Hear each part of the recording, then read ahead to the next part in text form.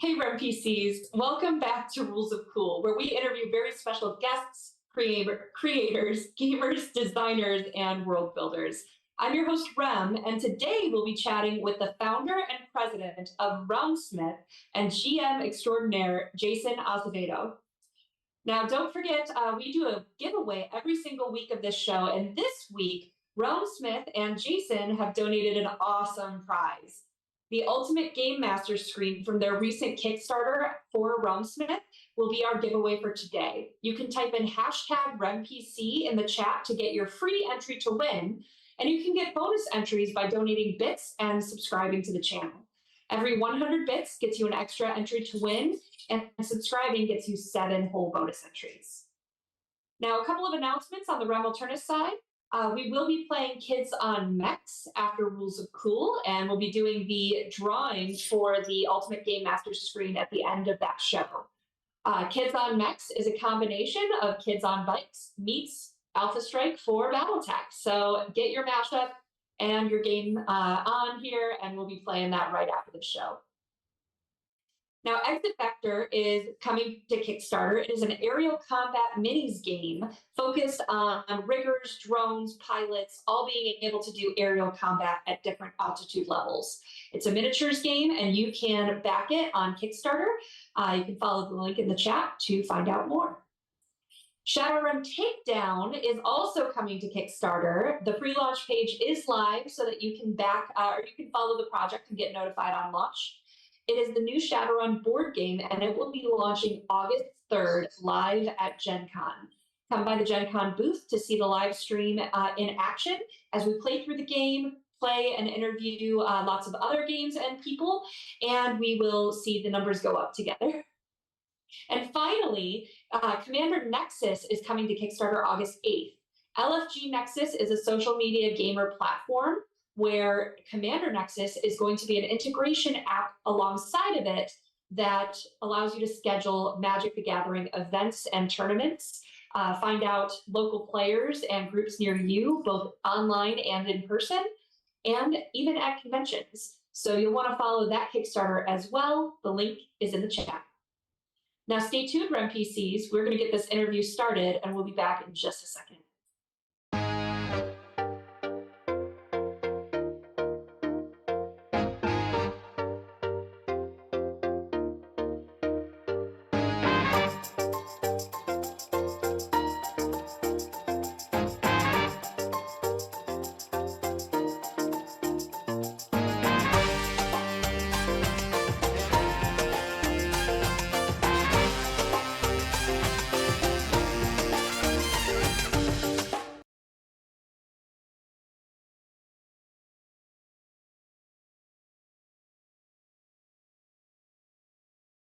Welcome back, everyone, and welcome to the show, Jason. How are you? I'm very good. Thank you very much. I'm glad to be here. I'm so excited to talk with you. I teased everyone, Jason, the other day we were on the phone, and I was like, yes, we are talking business, and I am no way internally screaming and fangirling over here. So really excited for this interview. So thank you so much for making the time to come on. Oh, gosh. Of course, of course. Well, where I'd love to start with everyone that comes on is, what is your history as a gamer? How did you first start playing? Yeah, wow. Very, very early on. And so I was introduced to kind of Dungeons and Dragons. Of course, I started video games early in life as a child, and then started into Dungeons and Dragons probably in my early teens. I'd say maybe even 12 or 13. Started playing with my friends from school. They got me into it, and we started playing. I think we played Greyhawk at that point. We got into Ravenloft, Al-Qadim as well, and so, anyways, all the classic stuff. And then, as every kind of teenager, not every teenager, me as a teenager, I kind of started getting into video games and got into the video game world and industry, and actually worked in the video game industry for a lot of years, and kind of left TTRPGs kind of in the background a little bit, and still loved it, still always wanted to come back to it, but video games kind of took over until I was in my 30s. And I actually came back to it because two friends of mine, we were kind of at a party, we were talking about D&D and our memories of it. We're like, hey, we should start a game again. And then I got right back into it. And then Awesome. 8 or 9 years later, here we are. Cool. Yeah. Just 8 or 9 years later, it's amazing how it goes by, and it's going by fast. I only started Shadowrun about 6 or 7 years ago, Yeah. and obviously my love for it has changed the course of my life. Sure. Uh, so, as a content creator and one of the big content creators out there for gaming, when did you first start producing content for gaming? Yeah, so it was serendipitous, I guess. A bit of an accident, a happy accident. I wanted to create a as a being in video games and being a video game designer, I kind of wanted to create a suite of products digitally to help GMs GM. And that was kind of my thing. I got back into it. I really got into Critical Role. I was like, oh man, D&D so awesome again. I miss it, and I want to get into it. And so I wanted to build an audience for this supposed Kickstarter that I was going to launch way back when. And then friends of mine who ran successful Kickstarter said to me, well, you can't just like run a Kickstarter. You need to build an audience. And so I was like, okay, well, what can I do to build an audience? And so then I started doing like terrain and painting tutorials online. I was a mini painter. I was really into Warhammer. And actually before that, let me just say that I was actually quite into Warhammer and actually the Lord of the Rings miniature game prior to D&D.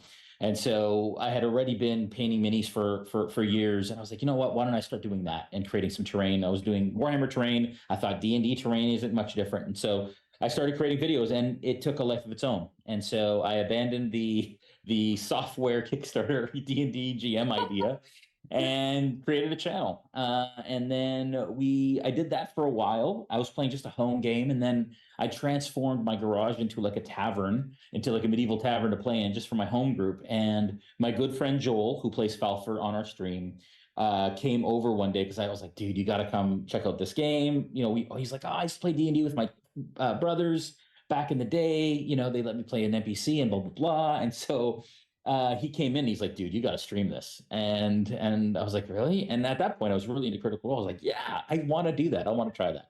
And so if you go back, our early stuff is really bad.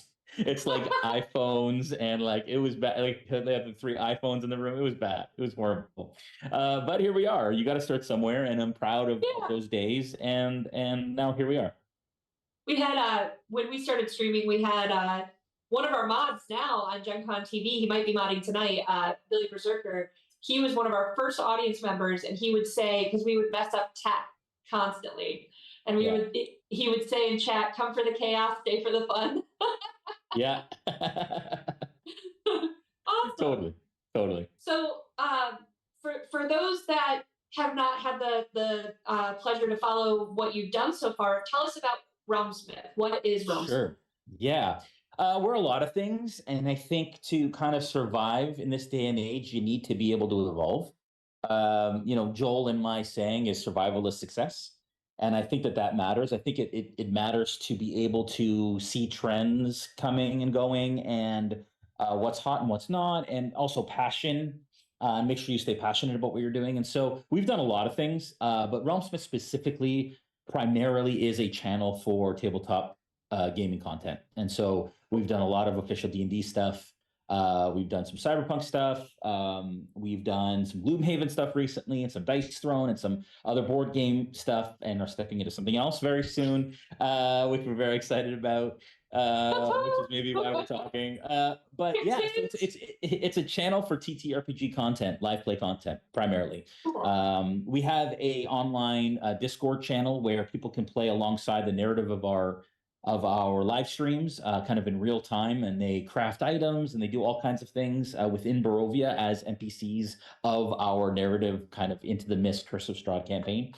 And so we're a lot of things, and now we're tabletop accessory developers and designers, which we just finished a Kickstarter on, which we're very excited about as well, which we'll also talk about more of.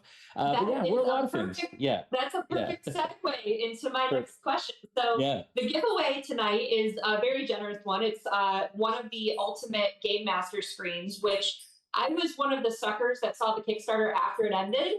So I'm meerkatting as soon as I saw that we're giving that away. I'm like, I'm gonna start hitting hashtag RMPC in the chat about 50,000 times, even though it only gives me one entry. But tell us about the Ultimate Game Master stream. Yeah. Yeah, so I created. Speaking of, back in the day, it's funny because everything's circular, I should say, or cyclical. And when I started the terrain tutorials, my one of my first videos, if not my first one, I built a handmade GM screen. And if you go back, I am much thinner and much less gray, and weathered or wise, as they would say. And I handmade a jam screen. And it was 4 panels, and it had metal plates in the center in the last 2 panels, so you could like stick magnets to it, and it had rules on it. And so Forged Gaming came to me, repping Forged Gaming, of course, great sponsor and wonderful friends of ours. They came to me and they said, "Hey, if you could create a product, a TTRPG product, what would it be?" And I was like, "Man, it's a jam screen." Like right away, I said, "I'd love to see this come to light in a kind of a mass market sort of refined approach." And so we set off, and a year and a half later, we finished our Kickstarter 2 weeks ago, last Saturday, and we raised. I like to speak in Canadian dollars. I am from Toronto area, and so it was $800,000 Canadian, which sounds a lot better than 637 US. But yeah, though. yes, they were. I mean, it exceeded our expectations. People really kind of lost their minds over it and very excited about it. And it is a fully customizable, portable, system agnostic magnetic GM screen, where you can, do whatever you want basically to it to make it your own. And so there's a ton of accessories and such, including magnetic charts for some of the most popular game systems that you can kind of place on it and place where you want. And the thing for me as a GM was, the pre-printed cardboard screens tended to have things that I didn't need, or I already knew those rules, and there were other rules that were a bit more kind of like secondary or tertiary that I'd love to have access to, and could never had those. So I had to like basically overlay the rules that I wanted over the rules that I didn't need anymore. And so this was the sort of evolution of that concept and that thought. Now, for no particular reason, are you looking at further expanding the assortment of game tips and tricks that could be added to that magnetic Yes. panel? Yes, absolutely. I mean, this Okay. is our intention for this Kickstarter was to go to retail. Kickstarter was our way to kind of get the word out there and start the hype.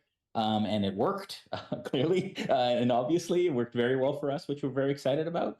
And so the Ultimate Game Master is going to become a brand that is a partnership between Realmsmith and Forge Gaming, and we will continue to build products. The first bunch of rule sets that we launched with was 5e under the Creative Commons, of course, Pathfinder, Savage Worlds, and Tales of the Valiant, I believe, are the ones. I hope I didn't miss any. If I did, I apologize to those folks out there. Yay, And there are, Kobold! yeah, Gold Press and great friends over there. And we're looking to expand with a lot more. And so as the time goes on, we will absolutely be adding new rule sets and new game systems to the screen as well.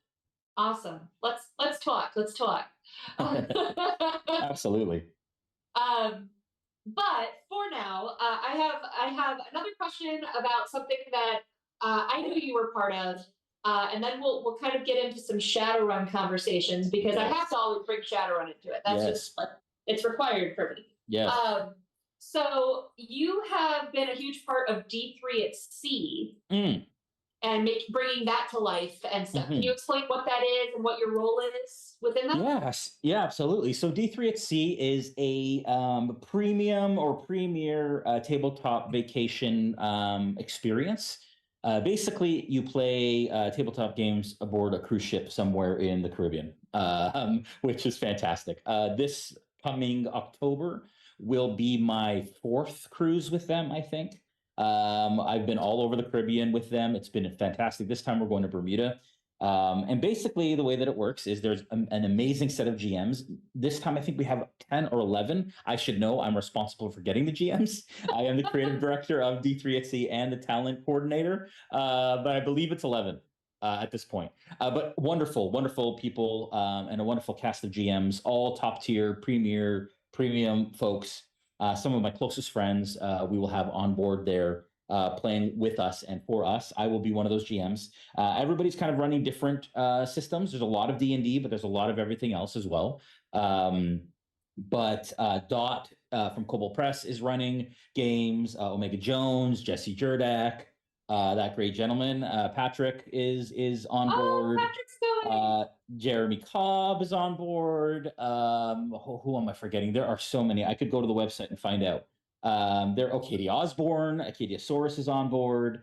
I'm horrible that I've forgotten all the rest of them. But they're wonderful people. All of them are fantastic. Patrick is actually one of our voice actors for the Shadowrun audiobooks. Right. And he's fantastic. He's a good friend of mine. I actually roomed with him on one of the cruises and became very close friends.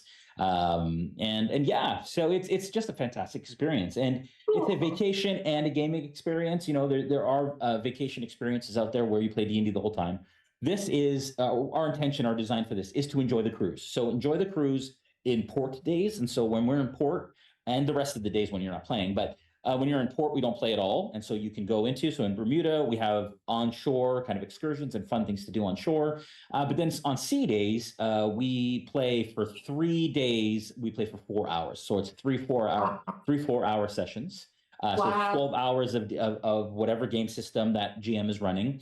And yeah, it's just fantastic. We have a ton of people this year for October. It was very, very successful this year.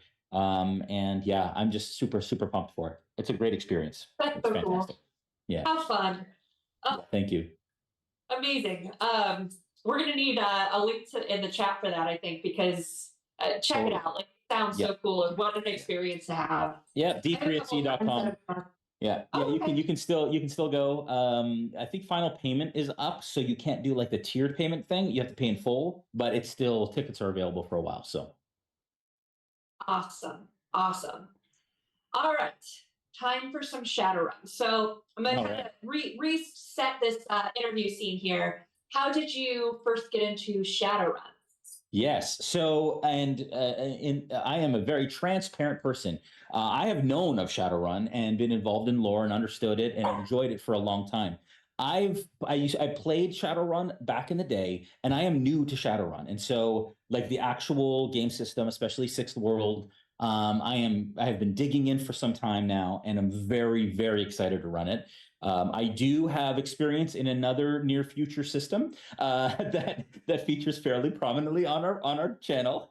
And so I'm excited to add some monstrous races and some magic to the world and dive in.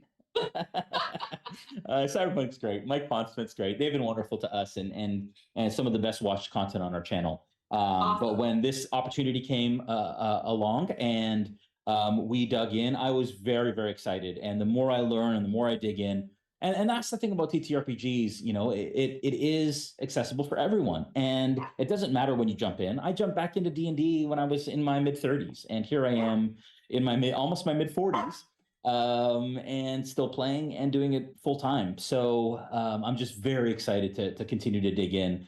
We have a lot of awesome things coming up for Shadowrun, and let's talk about that.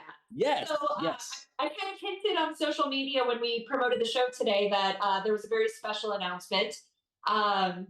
So, Jason, please do the honors of ripping the Band-Aid off. Sure. So, this coming Thursday, so a week today, we will be playing Shadowrun live at San Diego Comic-Con in the Omni Ballroom.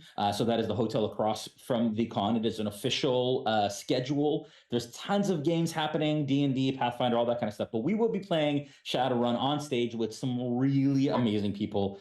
We cannot announce who those people are yet.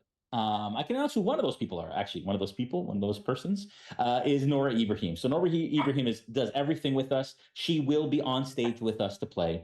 And then I have 3 other people who are fantastic. And I cannot wait to unveil them, and they will be unveiled over the next week. That is happening at 1:15 Pacific time, and it's a 3-hour session.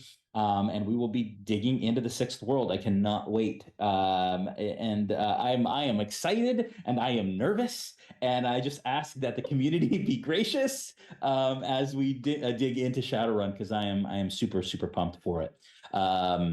It's going to be fantastic. I cannot wait. It is not going to be streamed, but it is being recorded, and so I have been told that I can receive that recording after the fact, and it will be featured on our channels post event. So the way to watch it would be to be there live at San Diego Comic-Con. But we do have some plans, not only releasing it through Rumsmith, but releasing it as almost a session zero. Yes. For something else yes. to come. Yes, we are. And so this is the first time anybody's heard about this. The San Diego announcement, I think, went up on the San Diego site. But for the first time ever, we are doing an 8-part Shadowrun series very, very soon. We will be filming it soon. More details to come. I cannot tell you who's going to be on it, but it's probably going to be the same people who will be at San Diego, plus some guest sort of cameos that you will all love. And so, again, top TTRPG / Hollywood talent. We are very, very excited for the cast that we're putting together. We're just finalizing agreements and so on now, and we will be announcing them over the next week. And so some of those folks will be familiar to things that we have done recently. And some of those folks will be new to Realmsmith, but may have frequented other big shows that exist in the TTRPG space, maybe the biggest. And so it's very, very exciting. I'm very, very pumped, and I'm honestly honored to be considered for this, and to be and just have the opportunity to run Shadowrun. It's such a rich, wonderful world, beloved by so many. For so many years. And so I thank everyone at Catalyst for entrusting us with their baby, and we will treat it well. We will try not to drop it too many times. And there's patience. It's fine. No, it is. Yeah, it's great. It's fantastic, and I'm so excited. Me too. It is an official Catalyst sponsored stream, and we will be dropping episodes to coincide the Shadowrun Takedown Kickstarter, which is launching at Gen Con. That's right. In the couple weeks following, we'll be playing the session zero that happened at San Diego Comic-Con, and then going into the episodes of the 8-part series, and really kind of bringing Shadowrun forward and giving it as much love as the BattleTech side gets, and stuff like that. So I'm very excited about this. I'm very excited about your plans, Jason, and collaborating with you.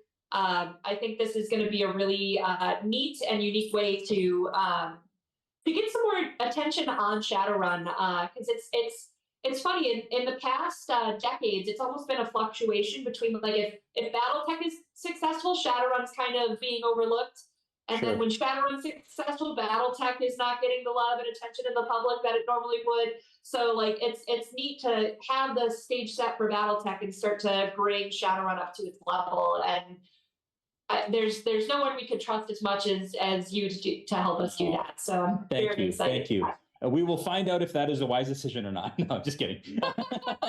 No, and what I will promise is this. It is a crunchy system, and it is a much as, as many people know, there's a lot there from a rules perspective, and we want to make sure that we honor all of that wonderful game design, and all of those mechanics that exist. But I will promise, if anything, it'll be an incredible story. I am choosing the cast that I have not because they are great TTRPGers, not because they're great with the mechanics or know the game incredibly well. We're choosing them because they love to tell stories, and they're very, very good at that. And so this will be a very narrative-driven, immersive, interactive experience, and I'm very, very excited. Awesome. One of the things I'm excited about with the partnership as well is we will be doing, as each episode premieres on Realmsmith, we'll be doing a post-show commentary. So even though it's a crunchy system, even though, like, a lot of the players and all of us are going to be learning along the way, we will be doing a post-show commentary where we interview cast members, where we talk about what happened in the episode. so we can kind of go through like, hey, a lot of decking happened in the Matrix. Let's talk a little bit about how this works and visualize it a little bit. So it's funny, I'm getting a call from Lauren right now. I'm not answering. But Tell Jason not to talk about the system anymore. Partnering and yeah, I'm expecting a catalyst cane. Yeah. Like, yeah, right. I'm almost imagining it like a post-show sports commentary, almost like you know you have a baseball game and then on ESPN everyone sits and talks about what happened in the game and stuff. I kind of imagine it similar to that, but gaming. So yeah, really excited to partner with you on that. Now, because this is happening, you know, we have San Diego Comic-Con next week. Gen Con is a mere 3 weeks away. What are your upcoming convention plans? Where can we find you? Oh yeah, all the places. I was supposed to be at D&D in the Castle this past week. I had to step out of that because of family stuff that's going on right now, and my family needed me, so I needed to be here. But I will be at San Diego from Thursday to Sunday. Very, very excited about San Diego Comic-Con. We don't have a booth or anything like that, but come see us at the show. I would love to say hi, and then of course stop me anytime. I will never turn down a hello and a chat about TTRPGs. I will also be at Gen Con. I am running a bunch of games at Gen Con, private games. I've been told that I have been given one of the suites in the stadium that overlooks kind of the baseball field, which is cool. And so I'm running Into the Mist Curse of Strahd games, Cool. which will kind of coincide with the narrative for our so season 6 is coming of our Curse of Strahd campaign, and it is the final season, and it is the Battle for Barovia, and so these games will be canonized within that kind Cool. of story. So we're very excited. And so I'm running 3 of those. I also am on the Tales of the Valiant live play. I think it's still called Project Black Flag, alongside some amazingly talented people. So that I'm doing that. I'm also running a D&D in the Castle one shot as well, which is similar. So I'll be running Barovia Curse of Strahd as well, but that will be sponsored and held by D&D in the Castle. And I'm also on a panel with Careful Cantrip about So You Want to Be a Streamer. And so you can take a look at my schedule, just search for my name, and it'll appear in all the things for Gen Con. And so I'm very excited for Gen Con. Then after Gen Con, when's Gen Con? August? Then sometime that month, we may film a little show we might have talked about recently. And then September is after August. It all runs together after a while. Yeah. September, I will be at Dragon Con. I haven't got my schedule yet, but I'm sure it'll be packed with wonderful stuff. Last time I did 9 panels or something like that in 3 days. And so they keep me busy. So I will be at Dragon Con in Atlanta. And then October, D3 at Sea. There is talks of PAX Australia, maybe that later that year. So that is a possibility. And then, of course, PAX Unplugged. And that's my kind of con season, which, again, it's like 1 or 2 traveling, events per month, which is always nuts. And then it's like, recover and prep for con season again in March. And then March we start again, and we kind of start the engine up and we go. When do you get the work done? Because when you're bouncing back every time, it's really hard to stay caught up on all the cool stuff that you produce. So kudos to you for everything you get done. Thank you. My gray hair speaks to it. My quickly. It's like looking at me now from the videos, like even that that James screen video. It's like looking at a U.S. president like before and after their term. It's like the amount that they've aged throughout. It's pretty awesome. Tales from the Crypt guy. Yeah, pretty much. I'm getting there. Awesome. What else do you have coming down the pipeline that you can talk about with Realmsmith or anything else? Yeah, I think I've pretty much covered all of it. We do have season 6 coming for Into the Mist. That will be, like I said, the final season. That is the Battle for Barovia. It is beloved by our community. It's done very well for us, and I'm very, very excited about it. The Kickstarter did incredibly well, and so we're going to circle the wagons after the backer kit launches. The backer kit is launching maybe tomorrow, but definitely sometime throughout the weekend. And so So if people I who don't missed win out, tonight, I can yes, still get it. and that's Okay. right. That's right. That's right. And people who missed the Kickstarter can still get on and purchase. And so the Backer Kit is a platform that will be open to everybody. You just won't get the early bird prices that Kickstarter did, but you'll still get a great deal and everything. Have access to pretty much everything that was in the Kickstarter. And so we're gonna, circle around and decide what's next. We have lots of ideas of what we want to create next, and we expect the next one to be even bigger and greater and more wonderful. And so, keep an eye out for that. You can go to theultimategamemaster.com and sign up for and add your email, and we'll send you an email and an invite to a private design group that we have for GMs. And so there's a whole Facebook group who help us to design the project and are continuing to. And updates are posted there first. And so we will send you that invite so that you can join if you decide to. I think it's like I want to say 16 or 1700 people strong at this point, and Wow. so and they've really helped us to refine the product. And again, we wanted it to be a product for GMs, built by GMs, and designed by GMs, and so that's our way to also do that. Awesome. But other than that, like I said, cons are incredibly busy. D3 at Sea coming up, and then we'll see what we have coming up next year. We haven't quite decided what our next kind of flagship after season 6 is going to be. I have some ideas. I do want to continue to lean into kind of the creepy, scary, gothic horror stuff, and so we'll definitely probably stay in that vein. But for the first time, we have lots of options, and it's been a really great year for us. And so I'd love to do more Shadowrun, and we'll figure it out. Awesome. Awesome.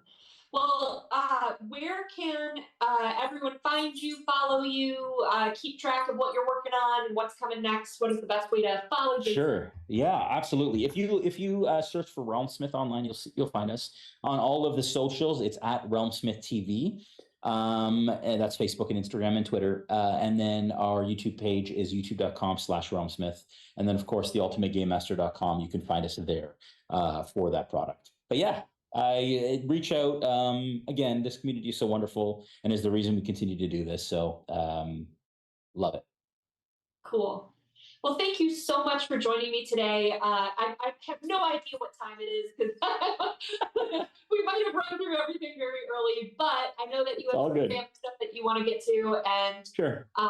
Again, as we have more information, if you watch the Realmsmith socials, the Catalyst socials, you'll see more and more information drop about the live stream and the 8-episode Shadowrun game and San Diego Comic-Con and everything that's happening around this sponsorship and partnership.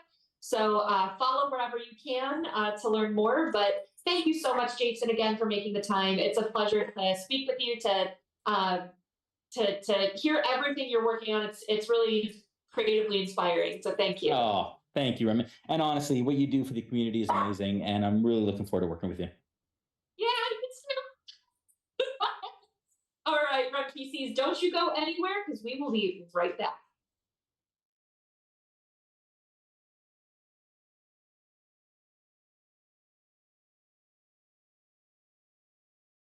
All right, everyone, welcome back. And make sure that you type that hashtag RemPC in the chat to get your free entry to win the Ultimate GM screen as part of the Realmsmith giveaway from Jason. You can get bonus entries to win by donating bits or subscribing in chat. Every 100 bits gets you an extra entry, and subscribing gets you 7 whole bonus entries. All of this funding helps us pay our cast and crew and keep producing great content for you. You can also head over to our Etsy store at remalternis.com/Etsy to see what you can pick up there.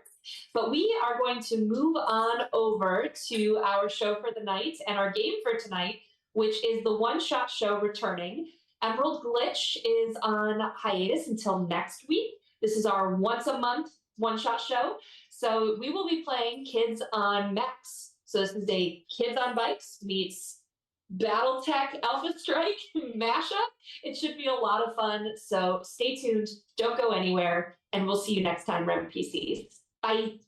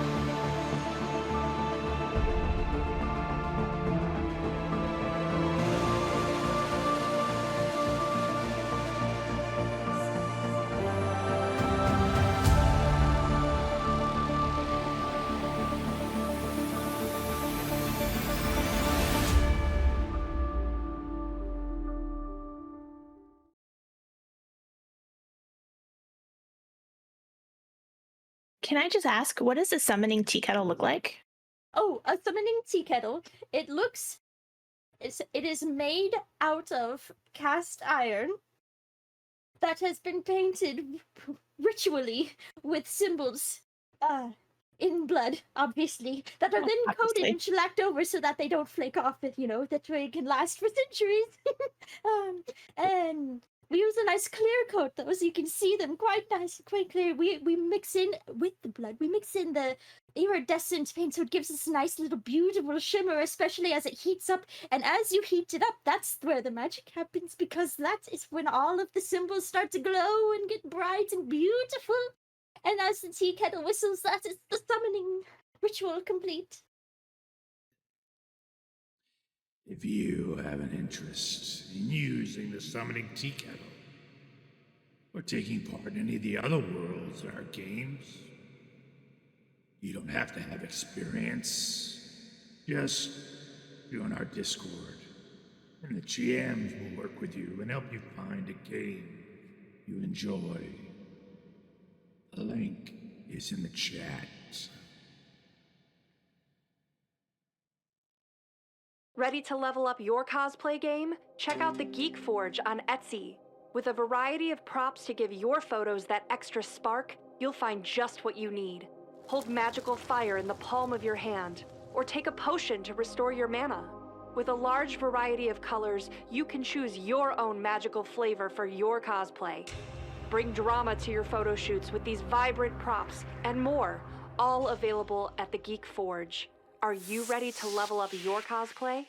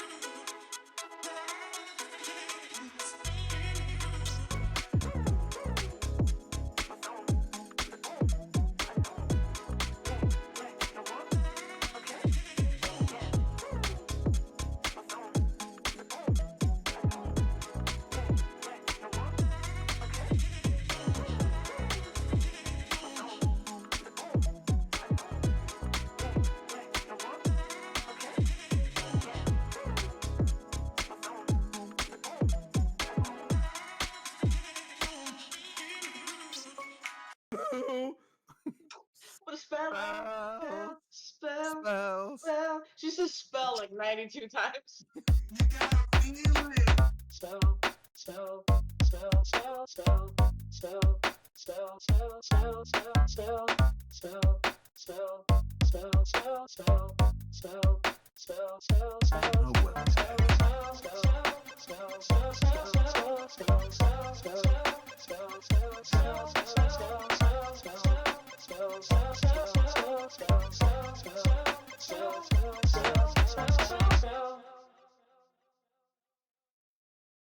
You get to play with us now, which is so exciting. So with channel points, bits, and subscribes, you can give rewards to the player of your choice.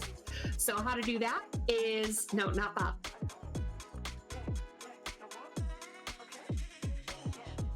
Channel points, I believe it is 500 points, gets you NERPs, which is +3 to any dice roll to the player of your choice. For 1,000 channel points, you can do a point of edge to any player. And for 2,500 channel points, you can do 4 edge to the player of your choice. Now for bits, for 100 bits, that's $1, you can do the NERPs. For 200 bits, that's $2, you can do the point of edge. Or for 500 bits, that's $5, get 4 edge to give to the player of your choice. And finally, again, the subs, if you subscribe, you can give 4 edge to any player.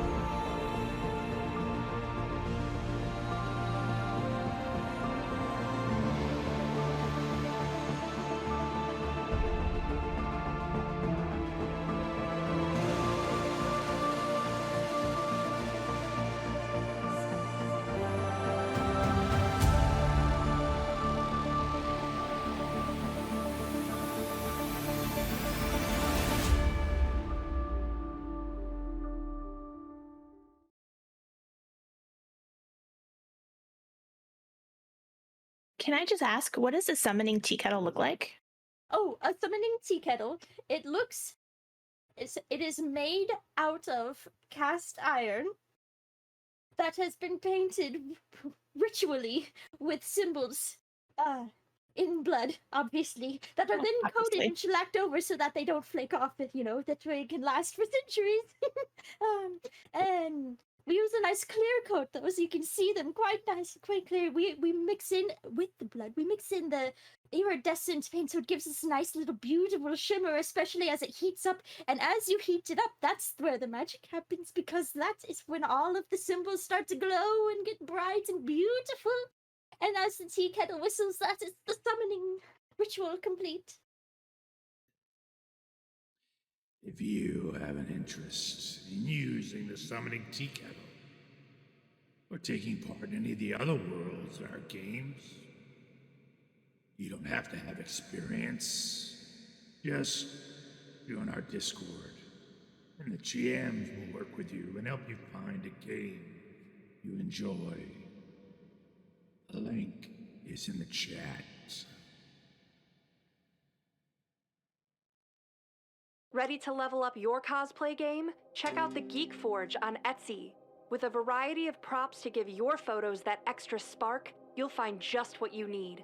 Hold magical fire in the palm of your hand, or take a potion to restore your mana. With a large variety of colors, you can choose your own magical flavor for your cosplay.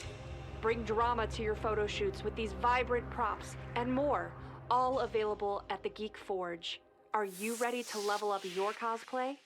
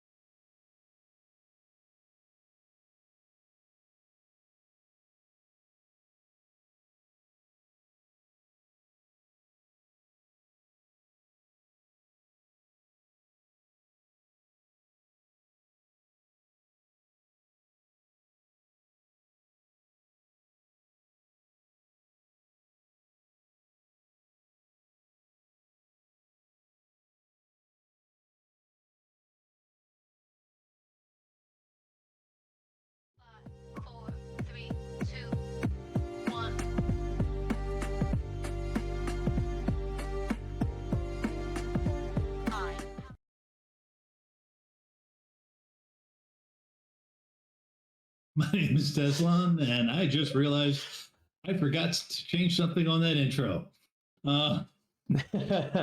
It's yes, Kender Mage. I know you're laughing right now.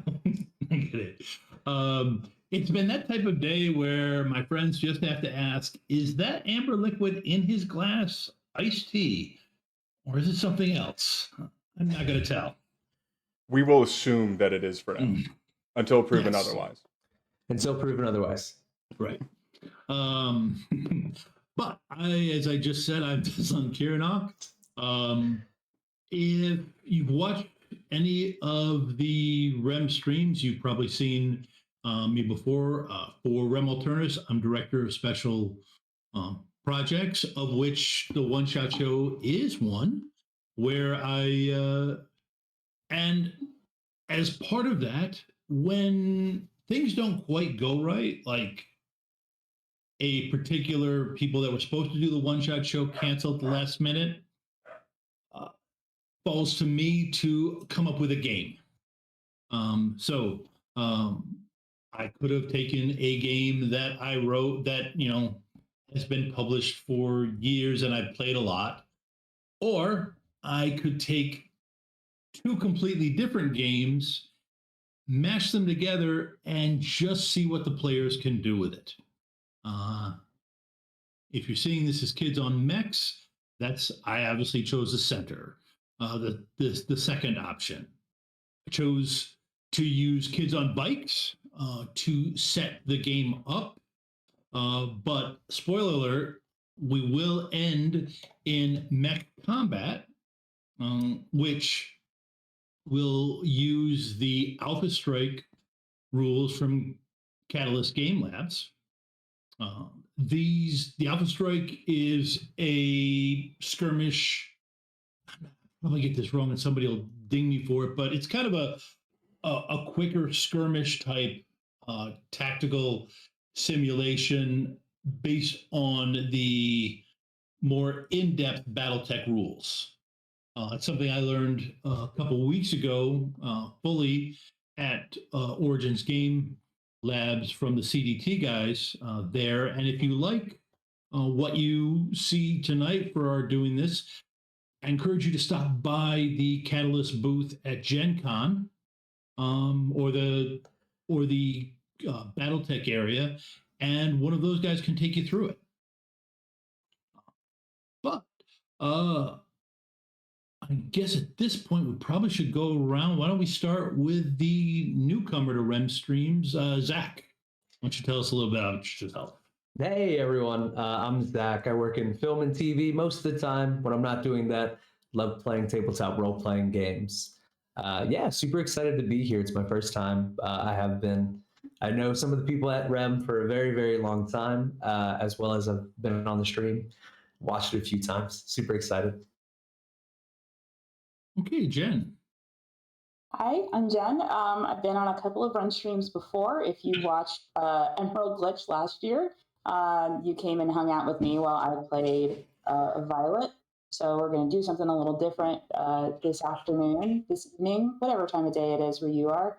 And I also own and run the Geek Forge, which has a super cool commercial.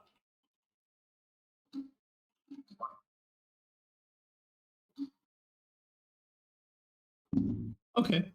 Well, I did laugh a little bit because I heard Jen say she's been on a couple streams. It's a lot more than that.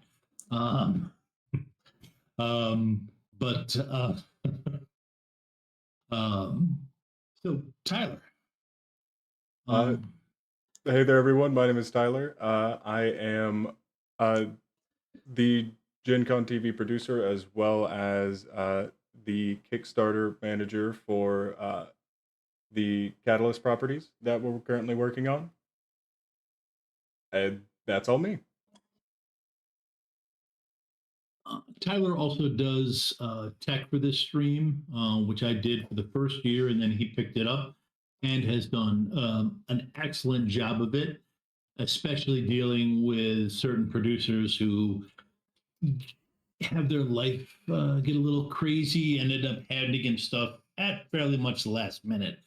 those producers will remain unnamed, though, although Kendra will probably reveal who they are in the chat. So, Kids on Bikes. The beginning of it is by Hunters Entertainment, and it's a fun game about kids riding around on bikes, getting into various bits of trouble. For me, it's very nostalgic because it's what I did in the 80s when I was growing up, 70s. But we rode around our bikes, found stuff, tried stuff out. With kids on bikes, it's generally something a little bit more happens. Similar to Stranger Things, E.T. I think Close Encounters had a little bit of this in it. We're going to start out in the town of Lawton, where the entire town has just gotten done celebrating their state championship victory. And what made this state championship victory even more special is that they defeated. No, I had this. Okay. They defeated their arch rivals in Dover, who are actually in the next town over. So there was a lot of cross-town rivalry, cousins against cousins, because those cousins happen to live on the wrong side of the town line, and it's very contentious. But everybody in Lawton is now celebrating and focusing on just how great it is to have a state championship basketball team. But these particular 3 kids that are on the screen right now, they were not. They're not. Well, they're not particularly interested in celebrating. They weren't on the basketball team. They're just out right now riding around on their bikes. Why don't we go through and give everybody a chance to introduce their characters? We'll pick on Tyler first. So I know who I am spiritually. Do I get to pick my own name in this? You get to pick your own name. Yes, as long as it's a PG name. I mean, I don't pull anything out of 70 porn movies. Got it. Well, I can't confirm or deny that this name wasn't used in 70s porn.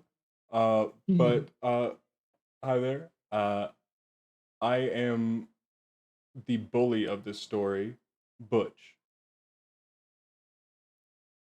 Butch Hartwell. No, I think that's the guy who created Fairly Odd Parents. Let's go.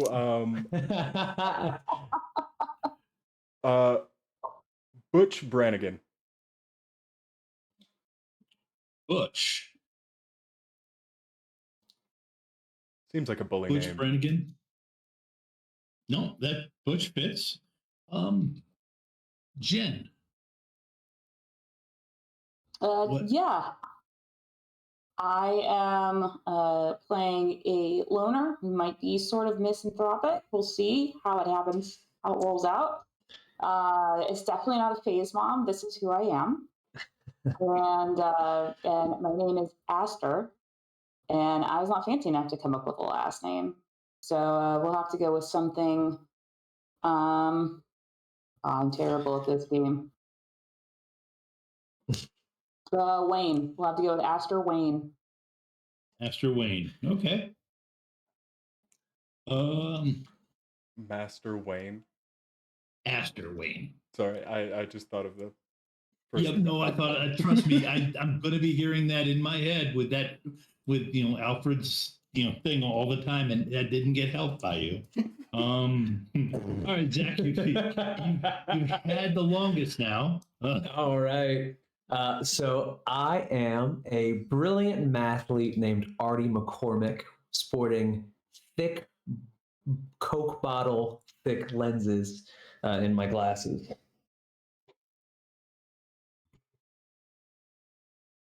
Perfect. Okay. Okay. So, the bunch of you are simply, like I said, riding your bikes around town. Get that. Come on. There you go. Just had to get everything in the right spot.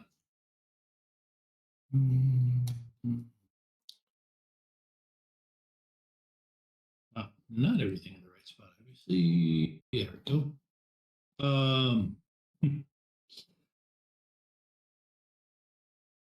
Okay.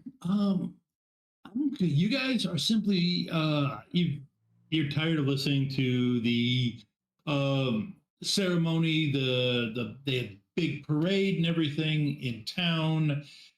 The village is just so clogged up right now. You're going on a ride through the countryside to just ride and get out of there.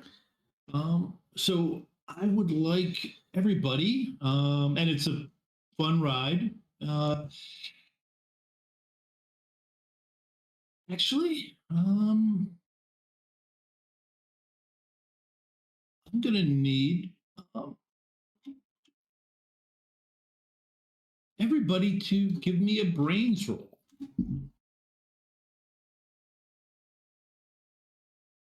Of course, you would pick that.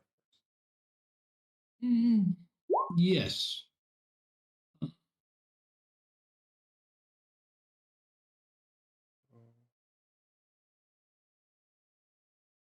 Okay. Wow.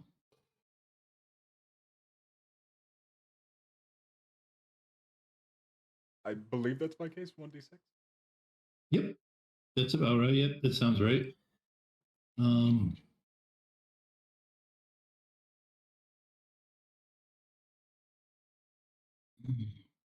Yeah. Let's see. Okay.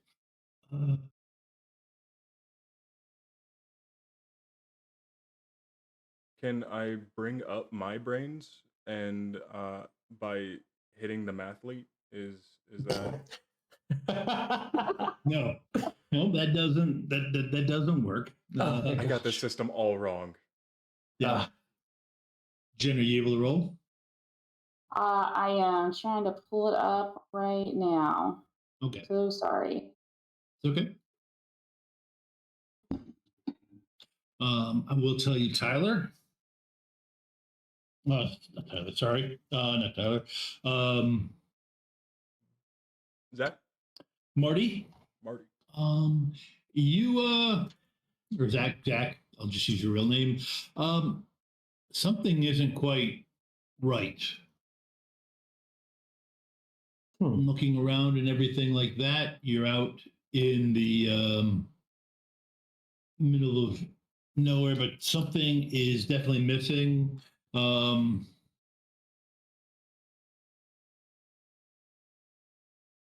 However, Tyler, your guy, everything's fine.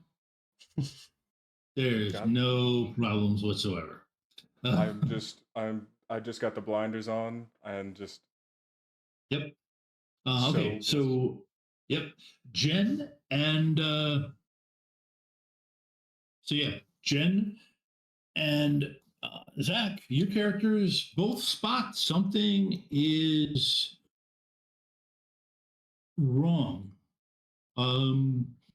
Looking around at first, you realize that there's no animal sounds. You're riding through a pretty, thing. There's no animals. You also spot that a herd of dairy cows. Generally, when they're put out to pasture, they're spread out over the entire pasture. But they're crammed up against the gate, trying to get as far away from the road as they can. And you can kind of get looking around, you can kind of get a distance of what they're specifically trying to get away from. Right about the point until Tyler's character rolls into a hole and tries to ride his bike through a hole in the ground. Tyler, go ahead and give me a flight roll.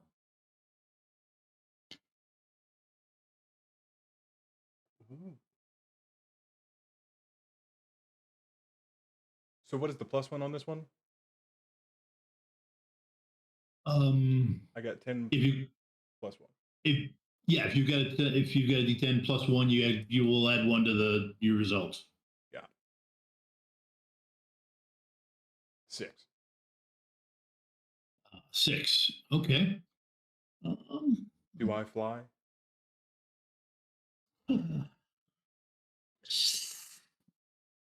No, you don't fly.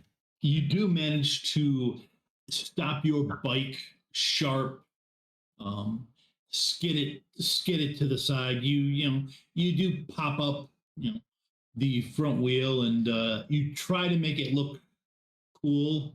Don't quite, but you do manage to stop before you rolled into this hole in the ground.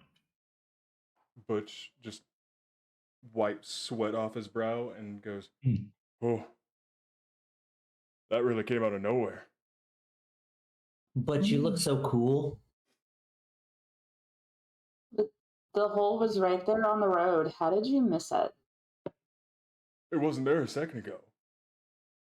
But according to my calculations, he's got too big of muscles to look down. It's really, really hard for him. He should probably get glasses, but he hasn't talked about it yet. And then Butch just socks the athlete one good time in the arm. Yeah, you showed me, Butch.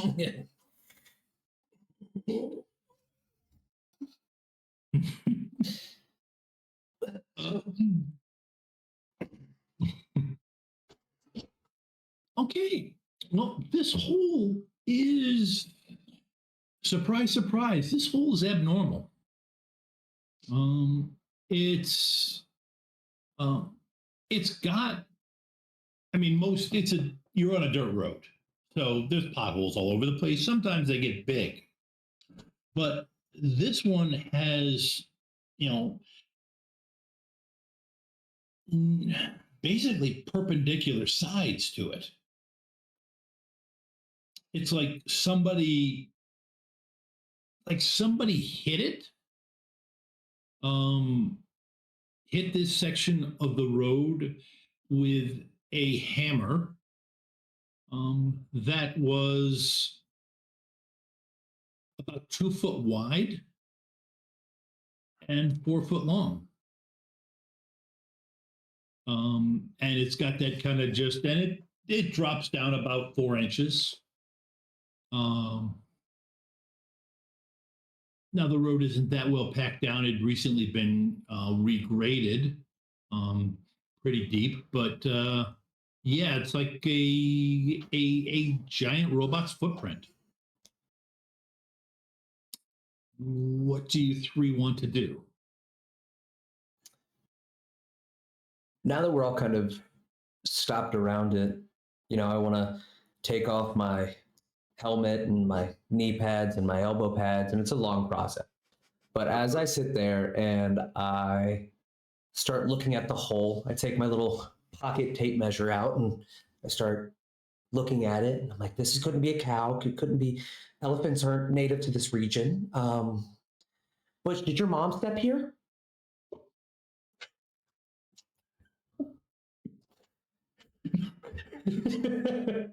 But she's right. It very well could be. It's the only thing that makes sense, Butch.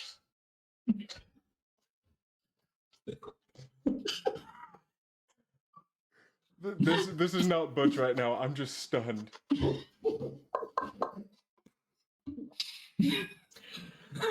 And the worst part is he means it so seriously too. He's like, I just don't understand. It can't be any other animal. I mean, it just has to be.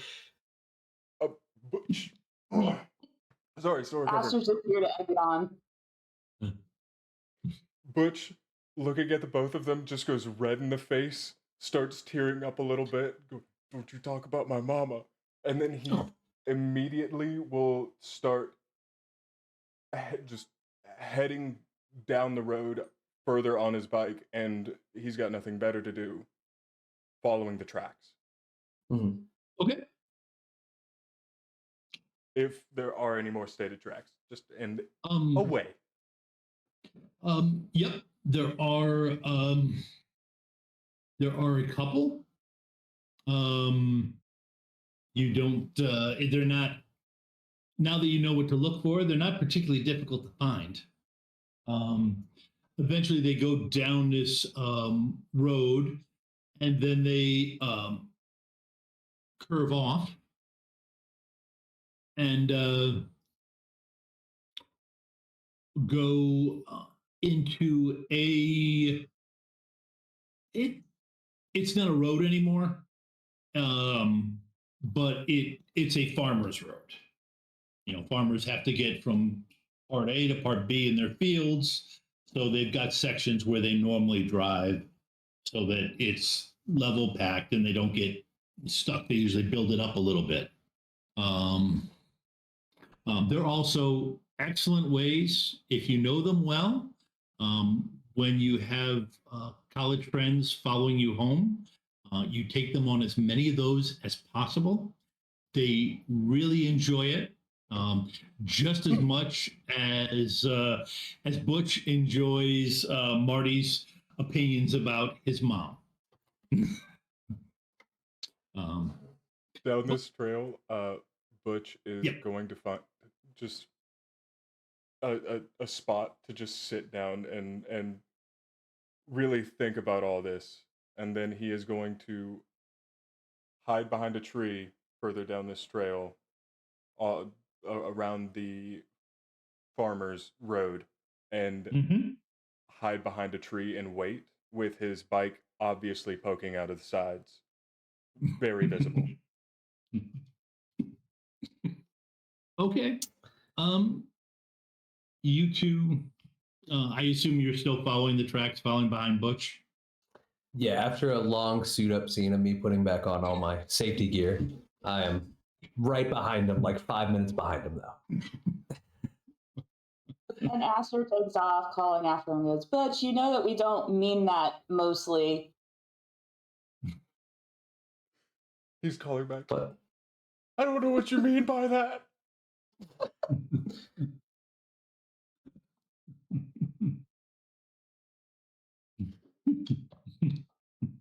I just imagine you doing like the angry kid ride. You know, when you're riding your bike and you're so mad, like you just want to go really fast so the wind can just take the tears away from your face. That's all I'm envisioning right now. Like you get like somebody hits you or something, and all you can think to do is just like move or walk around as much as possible. Yep. Yep. Plus, the one thing the bully does have a decent amount of brawn, so he can push through on the bike pretty fast. Okay. Yep. So, you come around the corner and you'd seen him turn off and start riding up one of the it's the McNeil place that Artie remembers. It's the McNeil place that he's riding on their fields. Now he's a nice older guy. Sheep. He's got sheep. That it's what his farm is for, and so riding down. But when you make the corner, you should be able to see him, but he's gone. Everybody, go ahead and give me a brains roll again.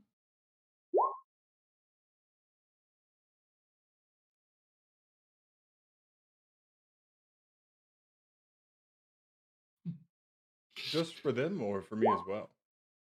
For you as well. Yes, that doesn't. See if you pick up on the fact that when they um, spot your dastardly. Rolling stealth. Yep.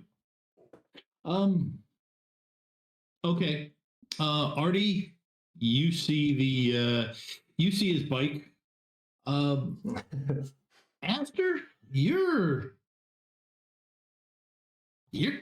kind of you're kind of concerned. You can't see him. Master of I mean, disguise. there are old wells out in this area. He might have fallen down one of them. Well, as much as we give him a hard time, Butch is my buddy, so I would be concerned if I couldn't find him. I mean, I'm too cool to show it and make a really, a joke about haha, very funny Houdini.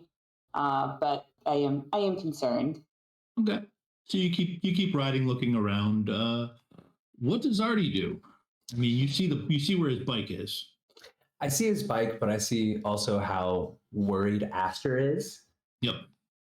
And so I just kind of wait and let Aster get a little bit farther and then just kind of awkwardly lean over to the tree and go, hey, how long do you want me to let this go on for?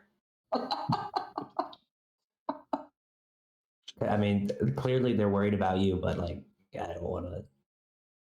I mean, I can let it go all night. I have nothing better to do. Butch is still pretending like he can't be seen. Just absolutely still. Oh man, sorry. I thought you were my buddy Butch. I didn't realize you were a bush. Where's man? It's getting kind of cold. Can you start moving?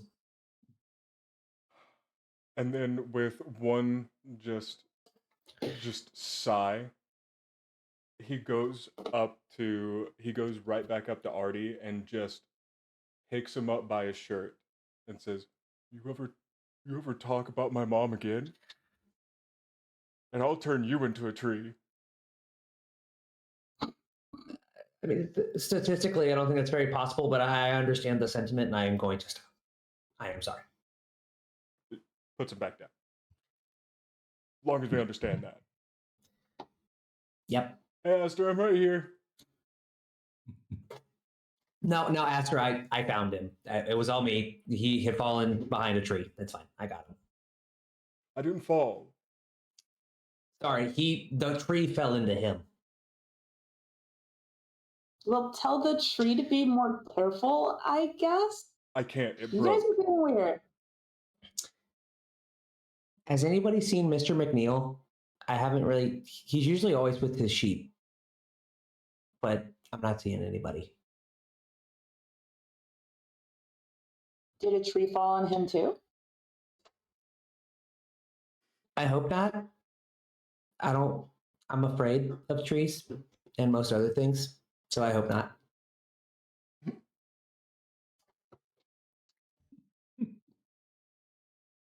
Butch. Does he have a house here? You're actually on one of his. This is okay. This is a backfield of his, a field behind his house. He does have one. It's probably about a half mile. If assuming that the farmer's road that you were following goes east, it's probably a half mile northeast of it, but it's kind of through some rough. You'd have to actually like go through some bushwhack. Eventually, from history, especially when you were younger, because his mother, or not his mother, his wife made excellent cookies. So you made a point of knowing how to get there. You could take this road and it will eventually hook up basically back to his driveway. And that's the easier path to take with your bikes.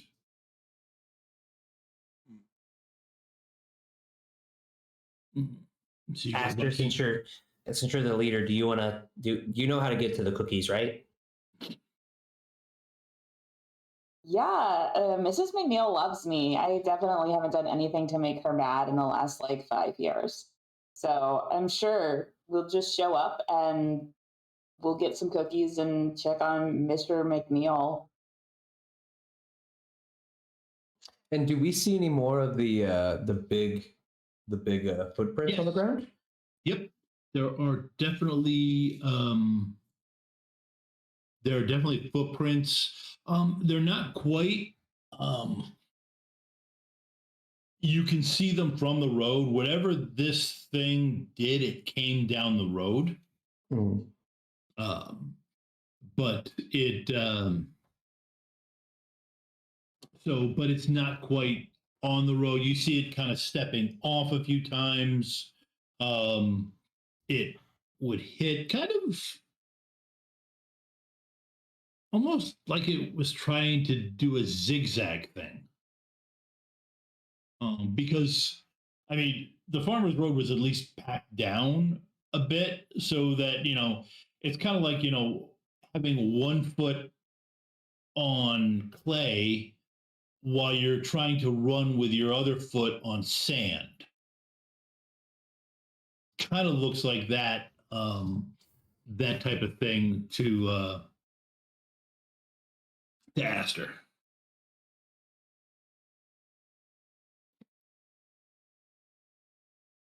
So, but you guys can give me another brains roll.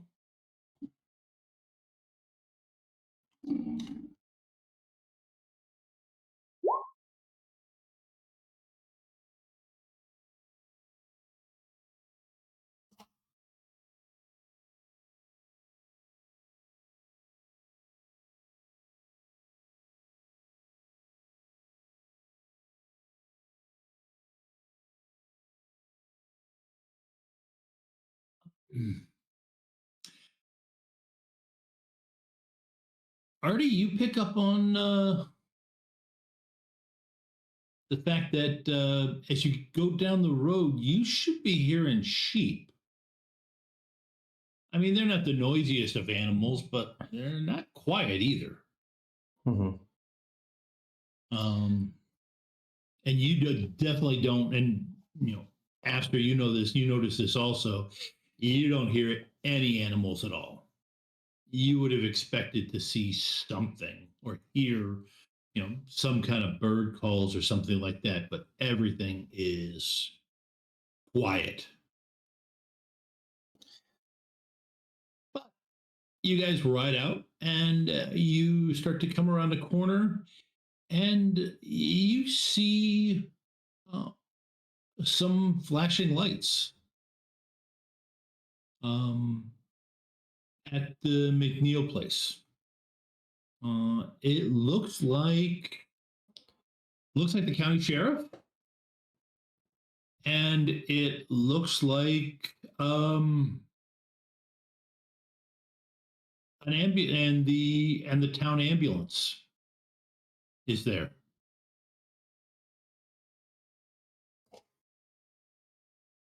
So I pedal up as we're still pretty far back. As I'm following, I see this and I kind of go, do you guys, what's the plan here, guys? I don't do this is scary. My mom said that I can't really be around cops and ambulances, or she would send me to the ambulance, which I know is counterproductive, but it doesn't matter. It's very scary. What do we do here? First, we're not going to tell your mom that you were in an ambulance. Okay, thank you. That's all I really cared about.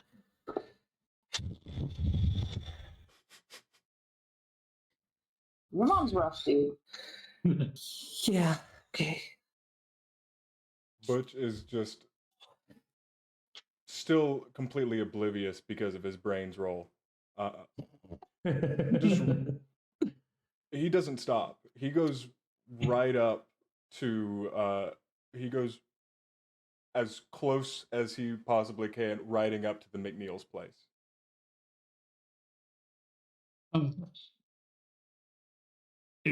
Butch, because all the local cops know you by name.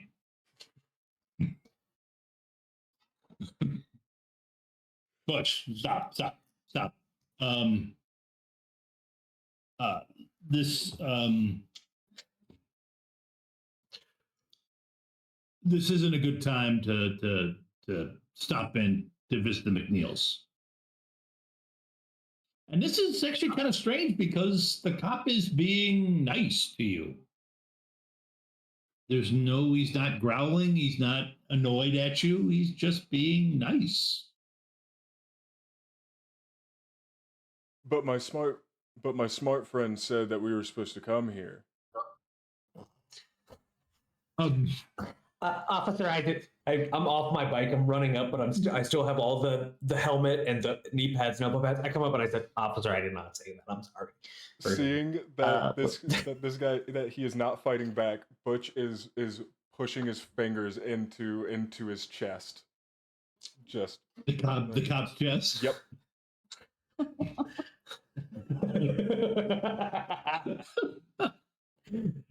Okay, give me a brawn roll.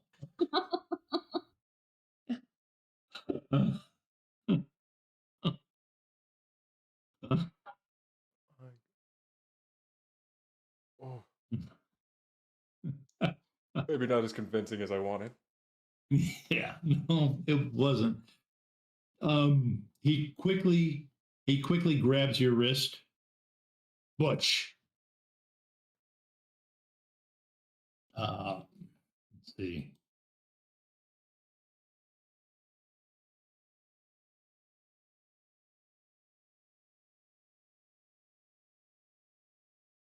Wow. Okay. Not what I wanted to roll. Oh. Butch is out of his league. Yeah. Yep. Well, okay. No. No. You're doing the finger poke intimidating him, and he grabs your wrist hard, comes right back. Butch, stop it. Listen. And just shoves your hand down. Mr. and Mrs. McNeil, something happened. They're going to the hospital. Looks like they both had some kind of a heart attack. They're both elderly. It's not unexpected. I know all you kids like to come here, talk to Mrs. McNeil. They were great people, but right now they're going to the hospital. When you're home, ask your parents to check on them for you if you're concerned. Right now, they're both the EMTs have them, and at that point you hear the doors close and take off. Don't worry about his sheep. We're gonna get I'm gonna go down and talk to John Crawford about coming in, making sure that they're taken care of while he's out of town, while Mr. McNeil's in the hospital. Good. Okay. Well, if they want, I can take care of the sheep myself. I just need to, work out a time to give all of the nerds in school swirlies. I'll just need to put that right between there. And I gotta points over at Artie. He goes like, I gotta hang this dude from his underwear on a flagpole before 6. It is absolutely necessary. But it's like my daily routine now. I could fit that in there somewhere. You know what? I think Mr. Crawford can handle it fine, but I appreciate your altruistic. You know what? Yeah, thank you for offering. don't hang the kids from a flagpole. It's dangerous. No, it's okay. It's fine. He It's part of our plan understands. now. He understands. I understand. the It's the hierarchy. dichotomy. All right, kids, I've got to go. Just, now be a good time to head on home, okay? And the Butch walks away just out of eyesight since it's around a corner.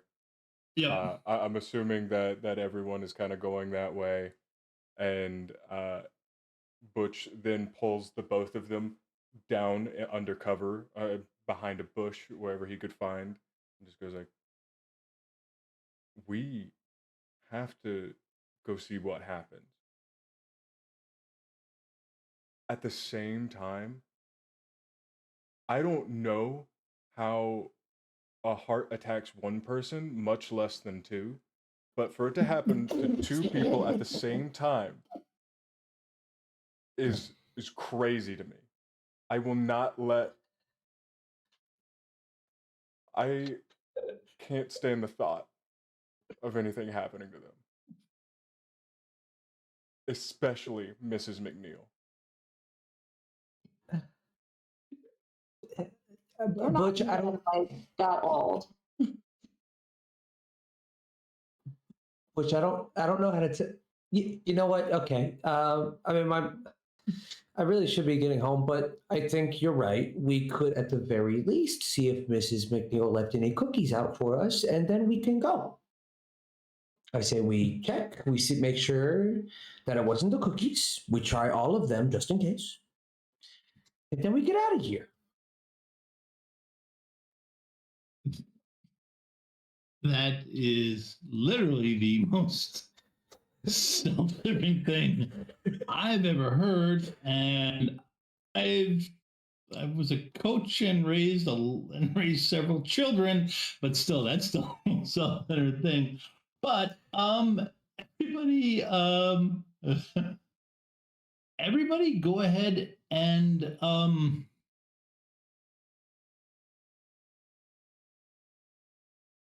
everybody, give me a grit roll. Ooh.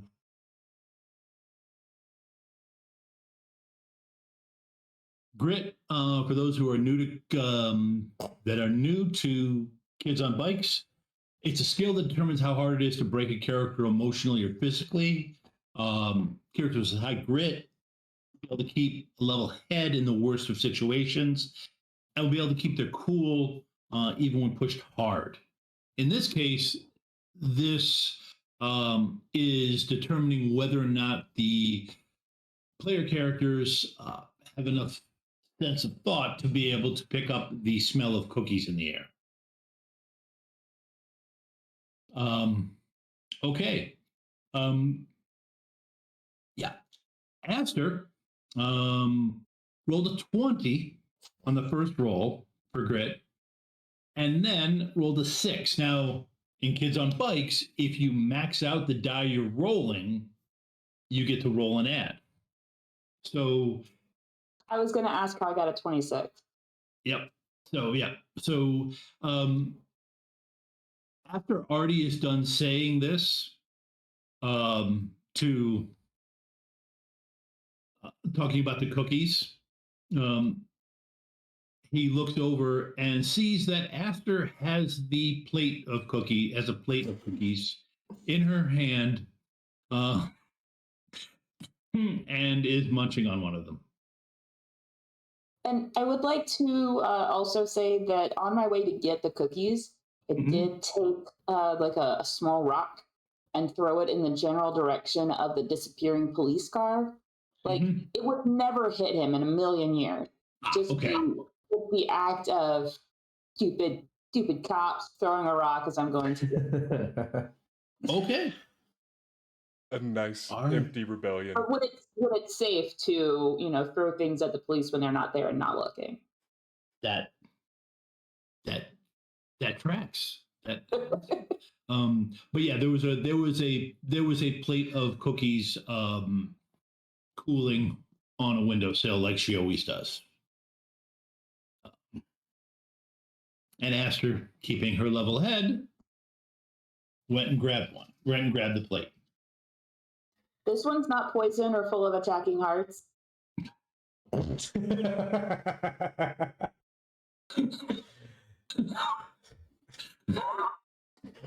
Wait, was there none in there? He must have gotten away. As Butch is already reaching out to grab just a mound of cookie, just a handful. Wait, Butch, how are we gonna know which one's poisonous if you eat them all at the same time? No, you're right. You're absolutely right. And Butch Gotta be just one at a time, man. Gotta be one at a time. takes the full hand of cookies and crams them into Artie's mouth.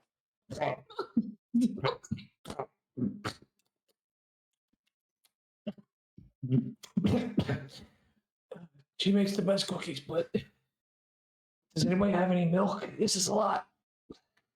Did you see any milk in there, Aster? I was on a cookie mission. I mean, we can have a mission to go for milk. I mean, the window's open. But I feel like you're the slowest looking. Yeah, can you get us some milk? Butch pats him one real good hard time on the back and goes, "Sure, buddy," and walks back up to the house to peek in the window and see if everything's okay. Like, Yep. Yep. Yeah. You're able to you climb into it. I mean, everything looks okay from looking inside it. Yes. Okay. He's going right up to the fridge, opening her up. Yep. Got some milk. Yep. There's a glass carafe of milk. That you can take out. Sure. Butch immediately forgets what he's doing and turns around. You know how you go into a room and you just lose all thought? He gets a little bit of that where he goes like, I really gotta go pee. And he starts walking through the house and just to go use the bathroom like any normal time. He obviously knows the McNeils. Yep. Okay. Okay. Give me a grit roll.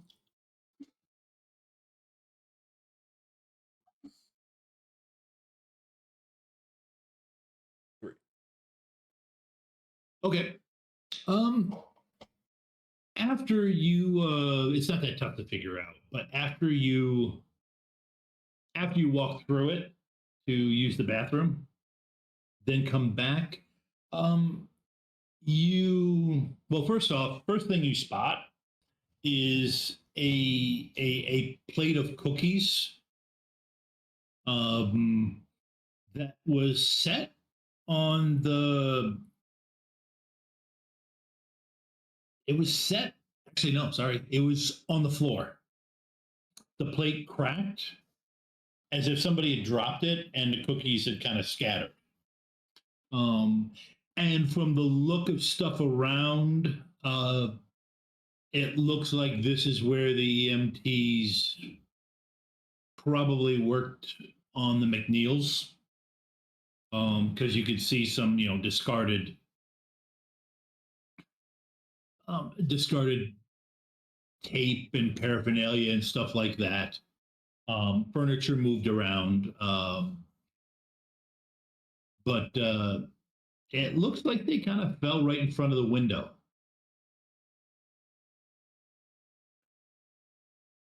The same window that I crawled through? No. No. Okay. The window you crawled through was in the kitchen. The one you're looking at as you're munching on a cookie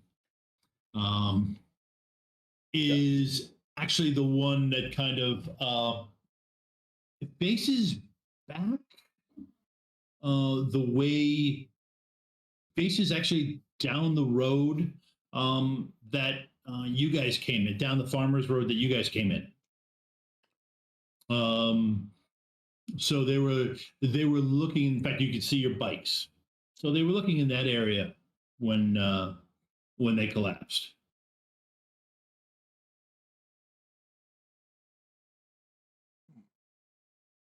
Butch makes a mental note, bends down, scoops up as many of the cookies as possible from the broken plate, thinking, Yep. well, already ate all the cookies, and Aster probably still wants some. So he's got just one full arm of broken glass chips and cookies. And he goes back through the kitchen, grabs the milk, and heads back out the window and back down to the rest of them. And this is, here you go. Don't die. It's no that wouldn't be fun. And then he goes, well, I've got these for you, Aster, since you know Artie, he just can't help himself. And he tries to shift all of those over to Aster. In the background, Artie's just going.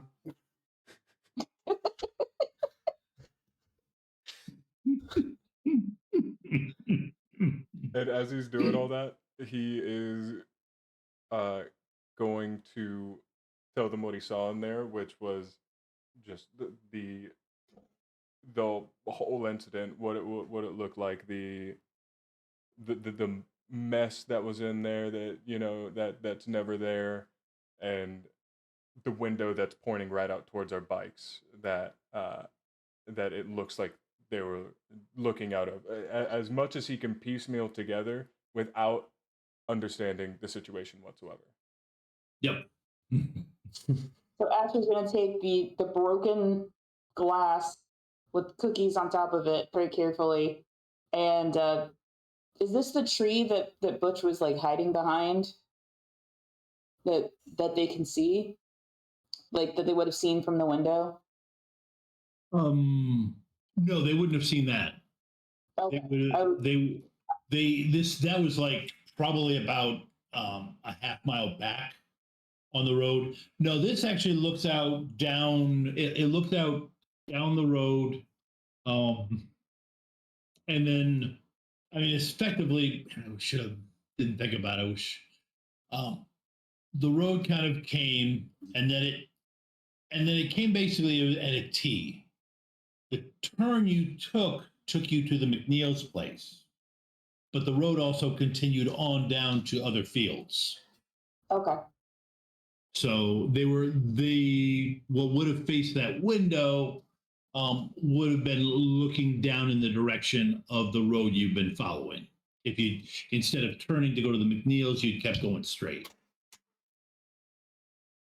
So is that by chance the same direction that the police went down? No, the police went out the driveway. This was the farmer's road. Mm-hmm. That's the direction that the tracks still go.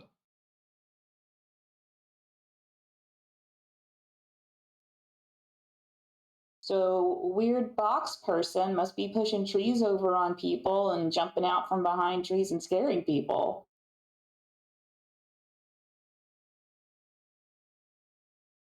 I mean, a tree fell on you, so no. Obviously, someone had to push on top of you.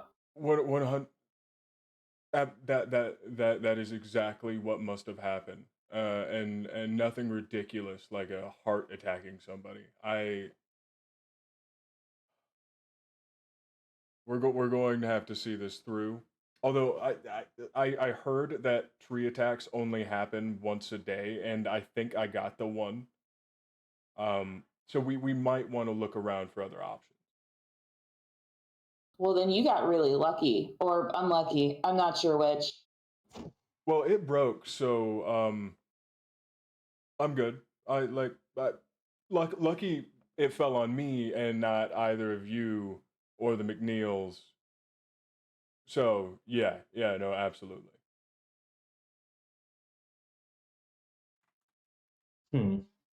Artie strokes where hair should be for anybody else. Takes off his bottle cap glasses, starts rubbing them out, and goes, I think we might have to go start looking for some stuff. Okay. Well, at that note, they get back on, they head to their bikes, and we're gonna take our first 5-minute break. And Tyler, what are we giving away this week? I might have realized this is the point at which I'm supposed to say something about, REM PC. And I was busy losing power when stuff was first announced. That's perfectly fair because this week we are giving away the Ultimate Game Master screen from the Realmsmith Kickstarter. So make sure you type in hashtag RemPC for a free entry to win.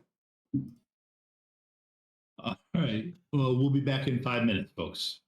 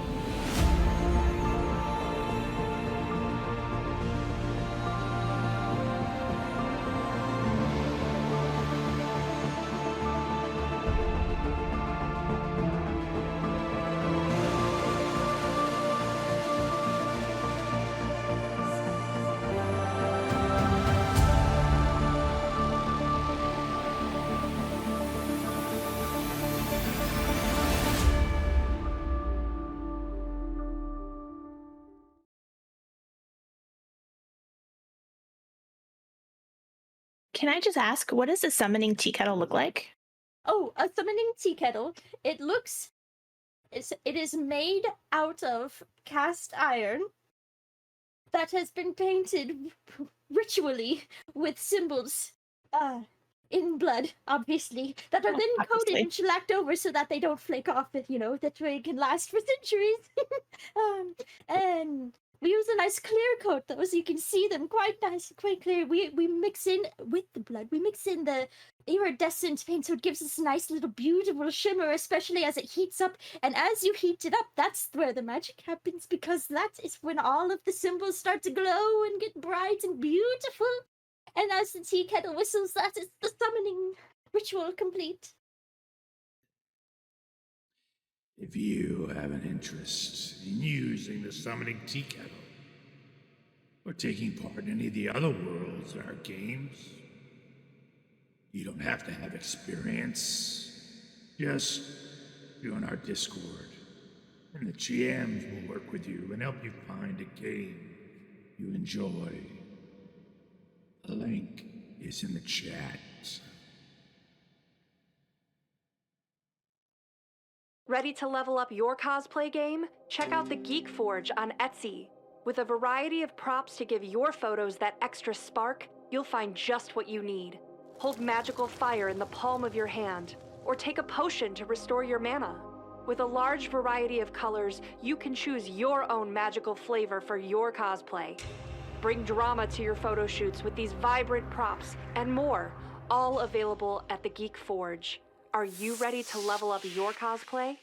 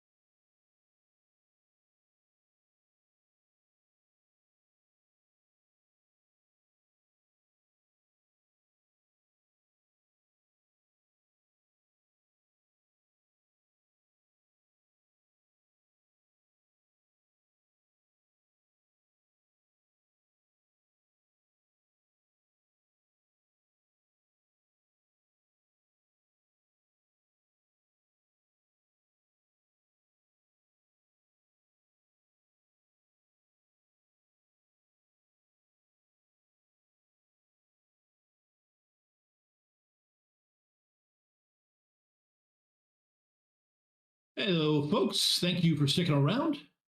Um, we're back. The kids are back on their bikes, and they got an additional clue. They are now hunting for a heart that has done multiple attacks in the area. He's on the loose. Yep. And obviously that must be what's leaving the footprints. It all checks out. So you, I'm guessing you guys are riding down, following the tracks some more. Mm-hmm. Okay. All right. It's nothing really has changed at this point. Well, you're still following the tracks, but at a certain point, you start noticing that you can hear birds again. At this point, I'm gonna hand wave it that Artie picks up on that he can suddenly hear birds again and stuff. But the tracks are still there. Mm-hmm. Everybody, give me a grit roll.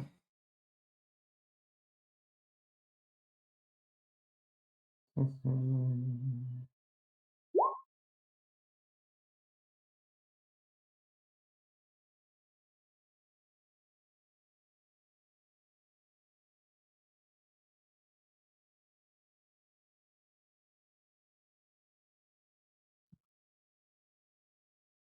You know, very important GM tip number 63 and a half.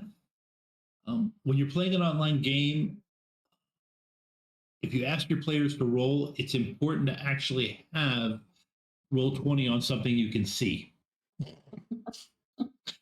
Otherwise, you're just kind of being a jerk.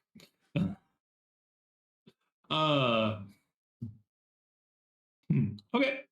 You're all pedaling. Everything's going good.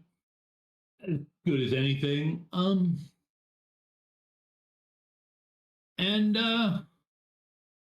let's see. Everybody give me a brains roll again.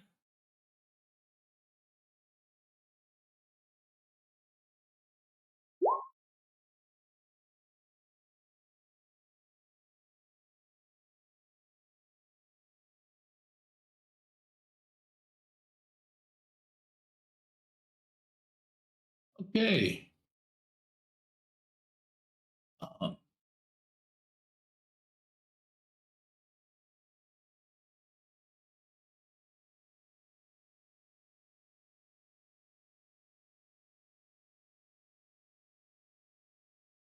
Butch.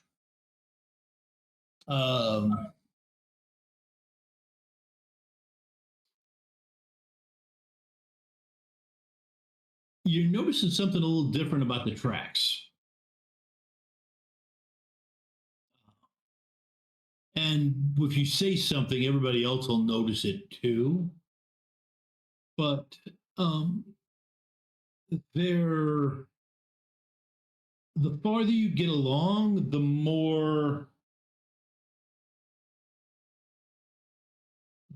hesitant they are, the more chaotic. Kind of like if you're tracking prey, you know, and they're having trouble staying on their feet. You know, like when you give that, you know, freshman, actually when you give that sixth grader the swirly and you keep his head a little bit too long in the toilet and you know you get distracted talking to somebody and you realize it's filled up and he's like choking and you know you yank him out and you know, like stomp pat him on the back to get him to spit out the water and he staggers out. It's kind of walking like that. and then when you did, when you start looking at the other two rolled well enough, but you just don't have that. You don't have that hunter's mentality that Butch does. That lets him spot that. But yeah, it's kind of like something was making it tough to walk properly. Well, as Butch is riding along, he's right down the middle of both of them.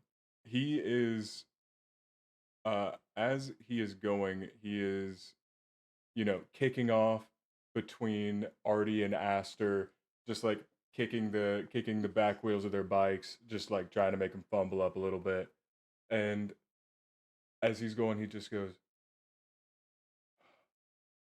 "These heart tracks are starting to look like whenever my appointments go a little bit too long." And then he just leaves open air. What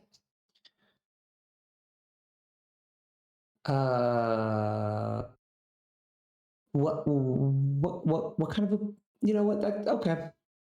You know what, that's fair. I get it.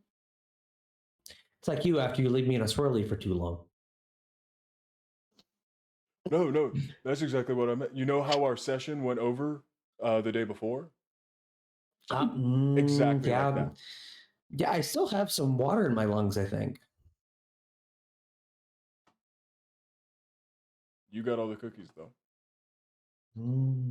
Oh, yeah, Square? I did. Square. And then he knocks him right in the chest while they're still riding. Oh, that was a fist bump. Oh, man. Artie puts his hand out for a fist bump. Yeah. You knock him in the chest. Yeah, that's how. Give me a flight roll. Oh, God. Is he gonna, Both is of how us I or just die? me? I'm guessing just me. No, him. Oh. No, I'm hand waving it that day that you get that. Yeah, no,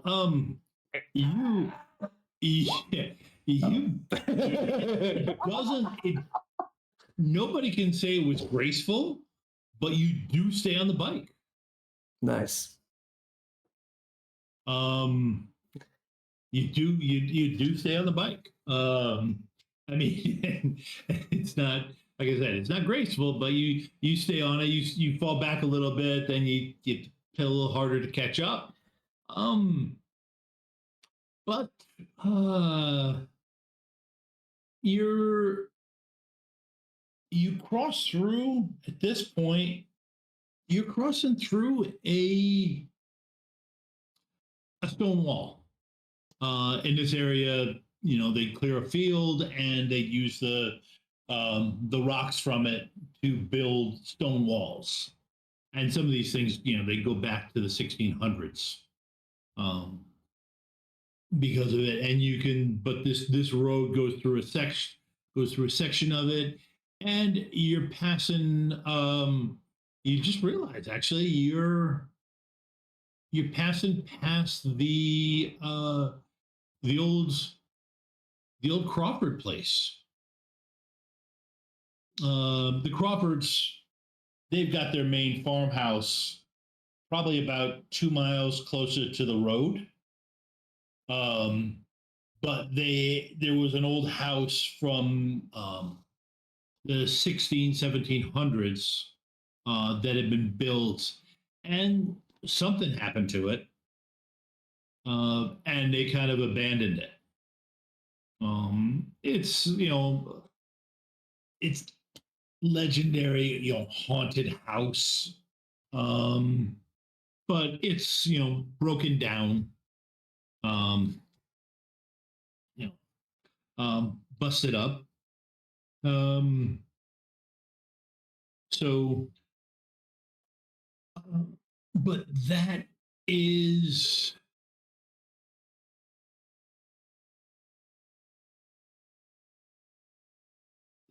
where you are at. And at this point, the ground actually, there was this, like I said, this used to be a farmhouse, and the Crawford farm is actually pretty big. popular, so there was a lot of cobblestone. So this is where the tracks kind of stop. But part of that is because it's on cobblestone. So, but they stopped basically right after you went through it and looked like they came from the old haunted house. Well, legendary haunted. You guys have never seen any ghosts. You just know kids who've told tall tales about it. Probably. But if you were a serial killing heart, hiding in a haunted house would make perfect sense. I'm sorry, if you were a multiple killer heart, I don't want Butch to start thinking that, this thing is going around killing Lucky Charms boxes. Oh, gosh. You saw the gears turning in Tyler. You saw it turning in Tyler's head. Coming after cereal, too. Cereal? So we're coming up to the house, and Artie just guys, no, I can't do this again. I lost a bet last time, and you guys asked me to get close to that house, and then I heard a noise, and I wasn't able to sleep for 2 weeks. I still have the saran wrap on my mattress. That means that you're perfect for this because you already know what the scary noises are. So if there's different scary noises, then you know that there's something wrong. Statistically, you may be right. Personally, I'm offended. Is there a way that we could all go in together and maybe in the very, very, very back, like maybe watching the bikes? Actually, as he says that, he takes, Artie in one hand and Aster in the other, and Butch just starts pushing both of them forward towards the house, going, just no, we're all in this together. Don't. No, we don't have to. We don't have to be though. We could take turns. I can go last. But just still like tightening his grip on Artie's shoulder as we're moving. Just no. We started this adventure together, and we have to see it through. These heart attacks cannot continue. I don't understand how they ran this far, but we need to get to the bottom of this. When I hit puberty, you can't push me around like this. We'll figure that out if you make it there. Oh, okay. And then I guess we walk in the door. Okay.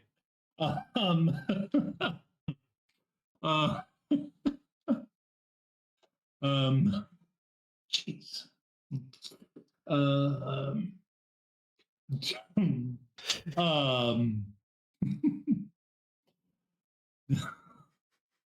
Sorry, you get. I admit it. You kind of broke me for a second here.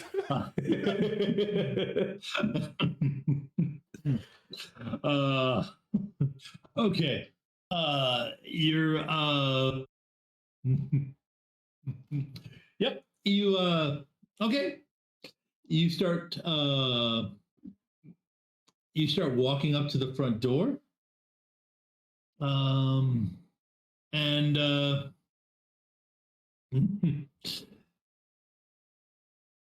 and you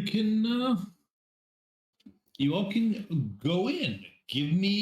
Everybody give me you can give me a grit or a brains roll. I will let you decide which one you want.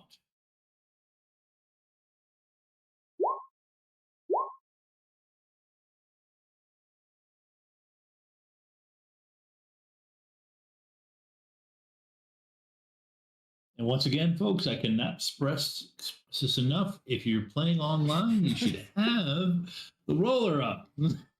Just in case. Just in case your players know. Okay.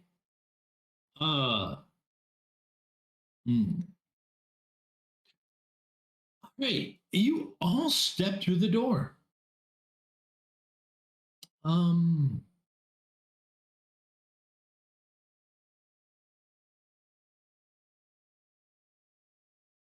Zach, it sounded like you've been in here before. I've not come inside. I had been forced to try, and I think I got to the stage of like knocking on the door. Mm-hmm. Okay.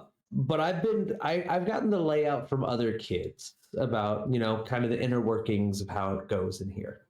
Okay. All right. Give me a brains roll.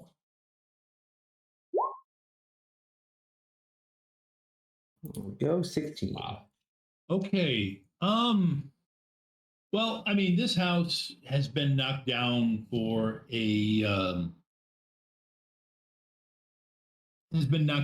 while. And Tyler, if you want to toss it up, I dropped it. I just dropped a photo in there. I won't say that. I won't. Well, yeah. No Mechs promo picture.png.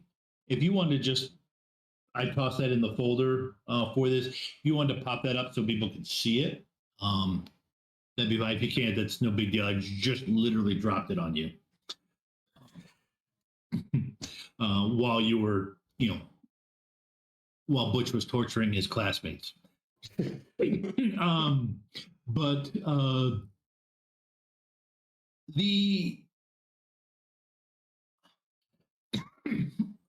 this area is largely tectonically stable. So, I mean, you don't get too many earthquakes, but it looks like there's fresh damage to this building. As if, things that shifted around and got shifted and moved around. Not that like people were coming through here, but like the whole building shook.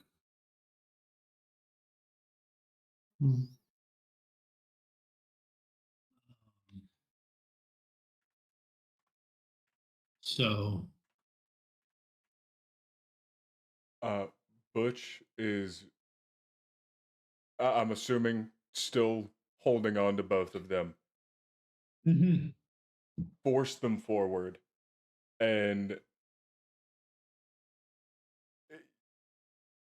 he picks on other people because they're weaker than him. He's terrified of anything that could do him any harm. He bolts to the door. Well, the building doesn't shake.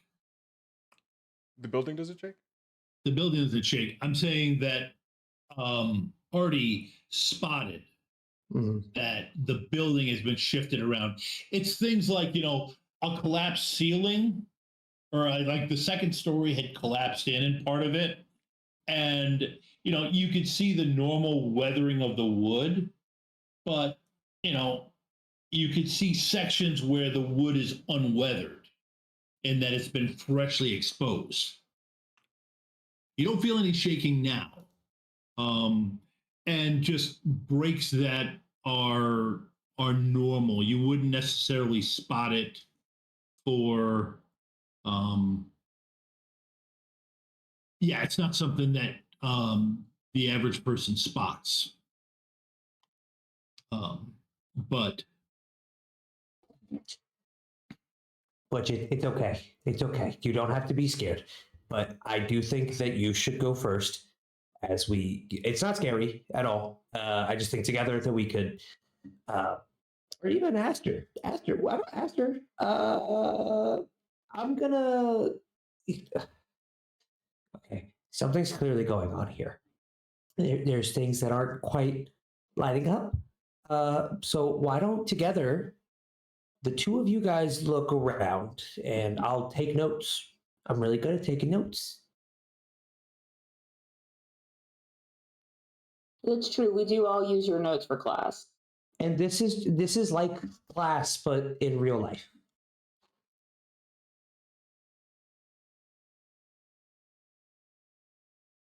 As long as Mrs. Morrison isn't here, then I don't care.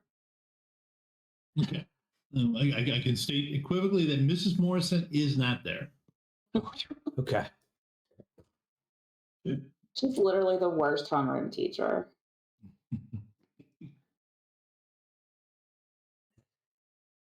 Okay. So Artie pulls out his handy dandy notebook that he has at all times, opens it up with a pen that he's had in his frocket this entire time, and has decided to start sketching out any of the shifts that he's noticed, how prevalent they might be. You said there weren't anything too major, but just kind of taking notes and going through. Yeah. Just to see if, as he looks through, is there anything else that he notices? And then from inside, can we see where the tracks are going still? No, you actually, from inside. Well, as you start walking through,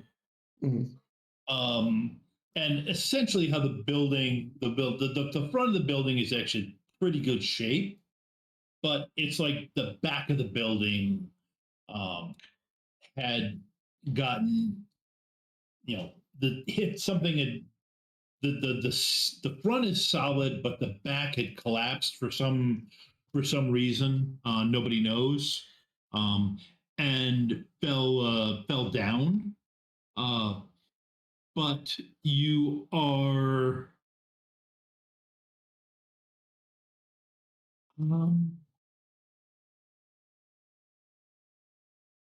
you're able to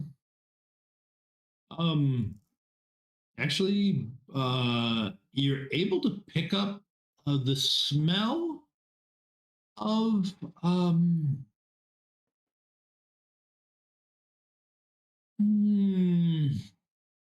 it smells like explosives.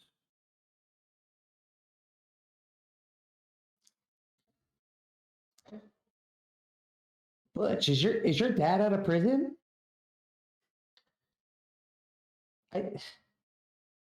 It smells like what he went to prison for.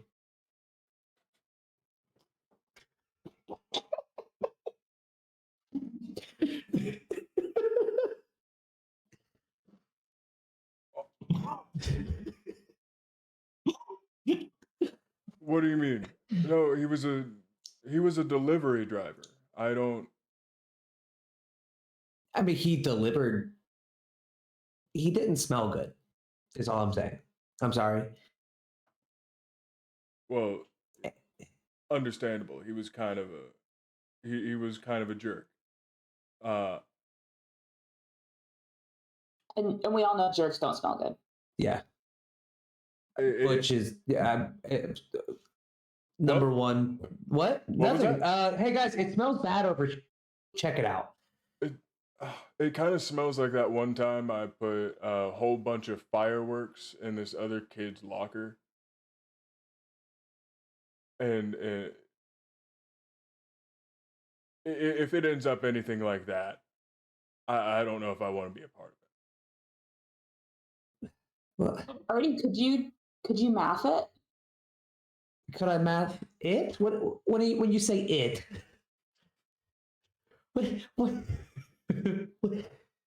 What is it? Do you think I could smell the chemical compounds? Like how many fireworks do you need for it to smell like this and also look like this? Oh. You should know you were there. I tried getting you in the locker. Yeah. I tend to just kind of close my eyes and wait till it's over. Yeah. It would have to be a lot. It would have to be like 4th of July, but like in Dover, not here. Dover has a lot more fireworks than we do, so. Stupid Dover. Yeah. But I don't know. It doesn't necessarily seem like, I don't think it's 4th of July. Granted, I'm not really a calendar guy. I don't know, but I don't think it's 4th of July.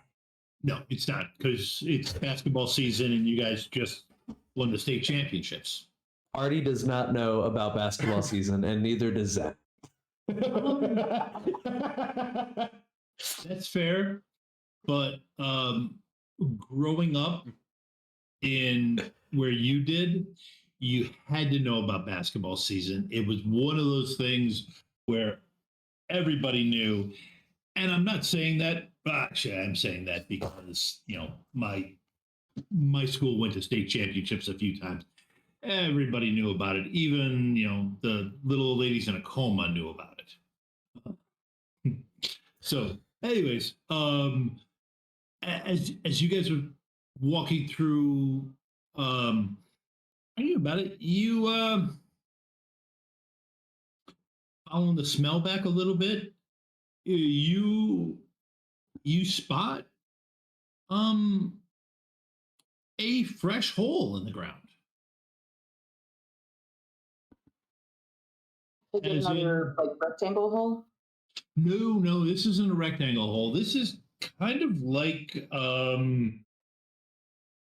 no, it's about 20 feet in diameter.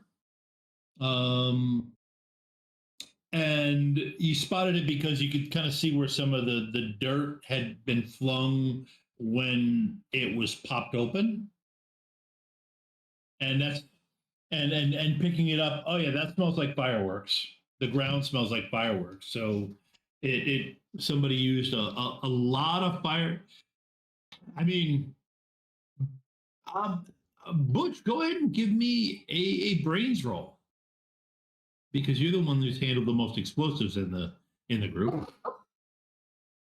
Come on, Butch. Need a whammy.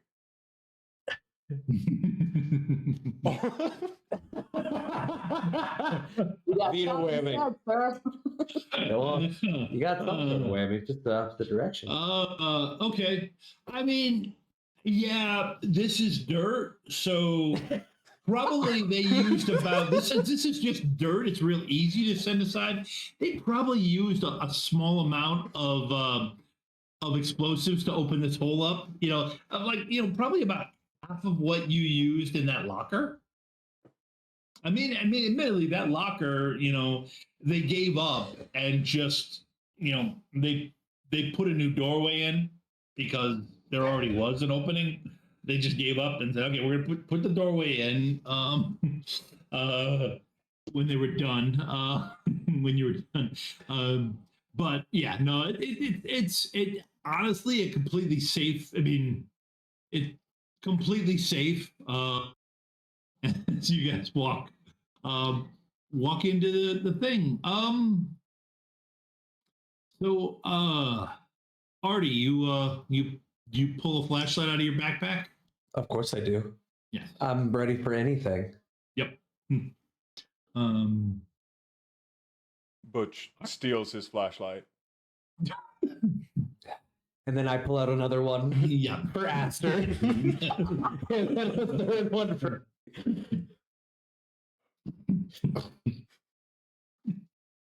Okay.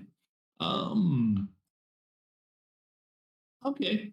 I'm gonna need another grit roll.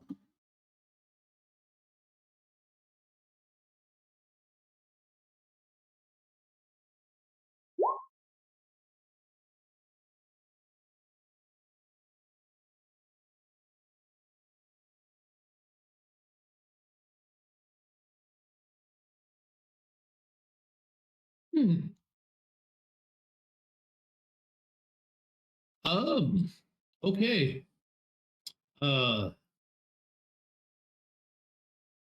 Butch and Aster. Well, actually, no. You see something different than Artie does. Artie, there are robots about to kill you. You see these giant, 60-foot tall robots that are just bearing down at you.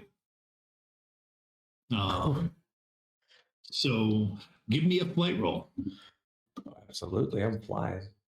Oh, maybe not. Ooh. Yeah.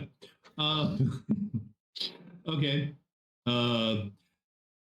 Okay. So now to Aster, Aster and Butch.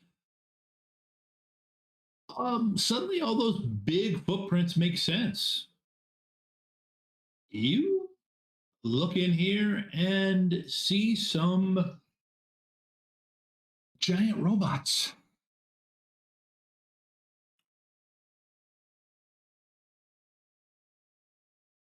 I told you nerds it was a box, man.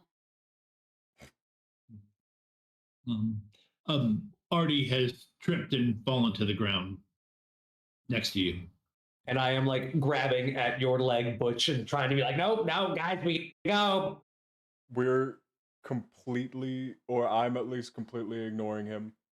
Let me see. Butch, what time period is this? This is the 80s, 90s. So I mean, you've seen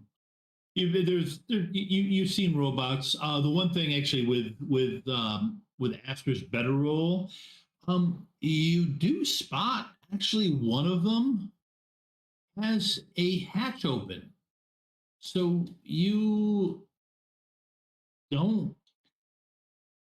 remember something, some cartoons that you saw that they look kind of like. It was named Battle Mech Warrior, something like that. That these kind of look like. You remember, being over at somebody's house and seeing it on TV. But there was actually, I believe there was actually a BattleTech cartoon at one point.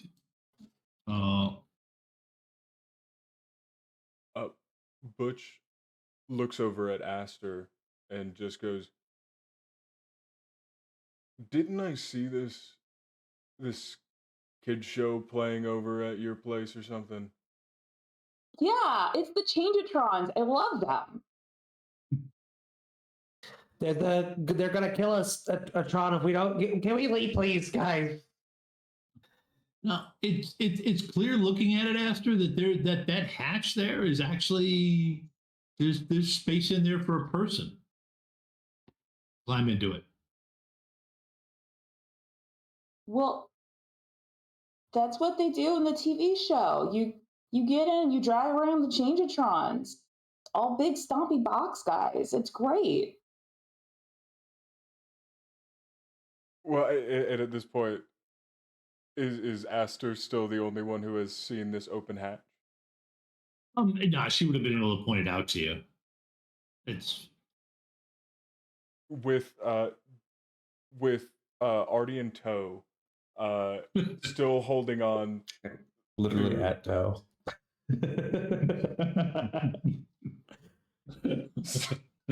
Still holding on to his pant leg, is just walking right up to this robot. About how large is it? Man, this is where I'm a little. I'm gonna say, man, you do a search on Lotus spec, and they give you the car specs. Didn't Google know by this point that if I search for Lotus, I'm looking for the Mech? There is no way I can afford a Lotus sports car. Just tell us how many washing machines top of this.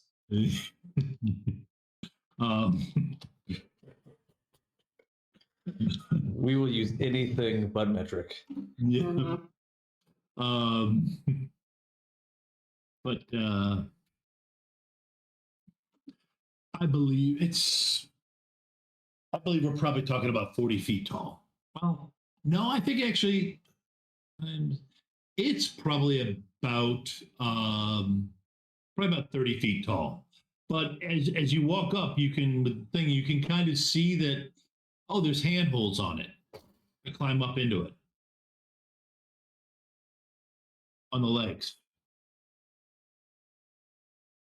Excited, but still, of course, terrified of anything that could hurt Butch. He offers over to Aster. I do want to see it, but do you want to go first? She will absolutely start climbing up in there. Okay. All right, give me a go ahead and give me a flight roll. She will be attempting to climb up in there.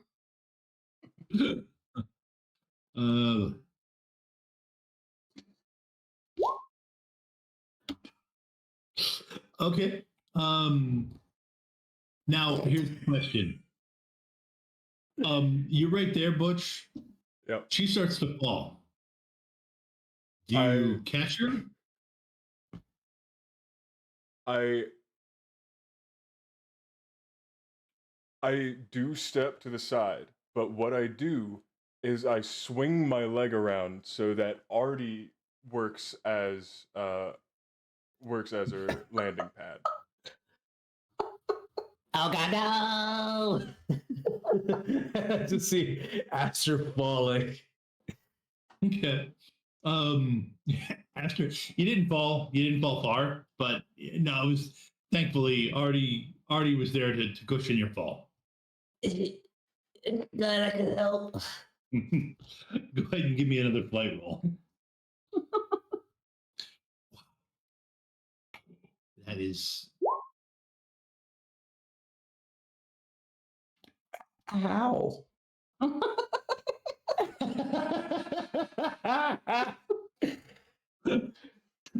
Same How thing, is that even possible? but Butch reaches up, puts his hand on Aster's back. I don't know if there's too many things to do with like assists in this. With Butch's brawn, you can give her a push to get her going. Not that difficult. I was just rolling them to see if it was a failure. I just didn't expect to. I forgot. It's Jen. It's me. It's either like 20s or 1s. There's nothing in the middle. Yeah, you're able, Jen, yeah, Asper's able to get going and climb up the ladder. Aster, are you sure this is a good idea? We don't even know. I've watched all like 400 episodes of this cartoon. It's fine. But this isn't a cartoon. Okay, you hop in. You hop into the seat. Mm-hmm. Okay. Cockpit, all futuristic. Some handles, dials, readouts and everything around it, and then you hear this mechanical voice say, VR interface enabled. And then very quickly, kind of scares you, this round circle clamps around your head. You two from below hear something going on, and then you see the cockpit, lid. This particular one is something similar to a fighter pilot, but you see it, or a fighter, a jet fighter, but you see it drop down in place and lock. And after at that moment, all of a sudden, everything changes, and you see everything that's around the mech. As you turn your head, it's a full display of, obviously, you know, uh, cameras on the outside of the mech, looking around. Is there some sort of like a microphone or some sort of speaker system? Yep, there is a microphone that does there. You do see something which you guess is a microphone that is in front of your face. I'm going to say, Artie, you were totally wrong. This is 100% a cartoon. That's statistically not possible, but I understand now.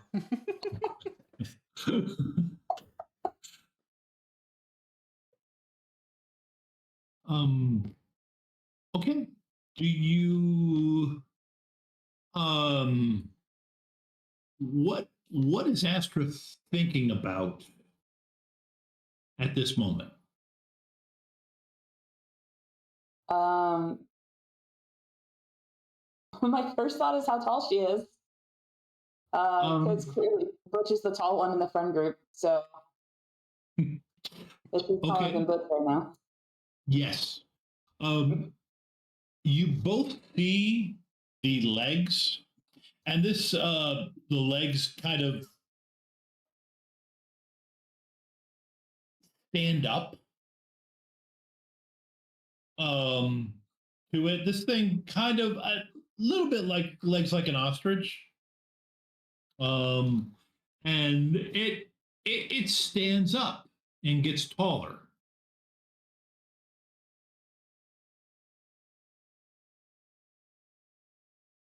And Are there any other? Oh, go ahead. No, you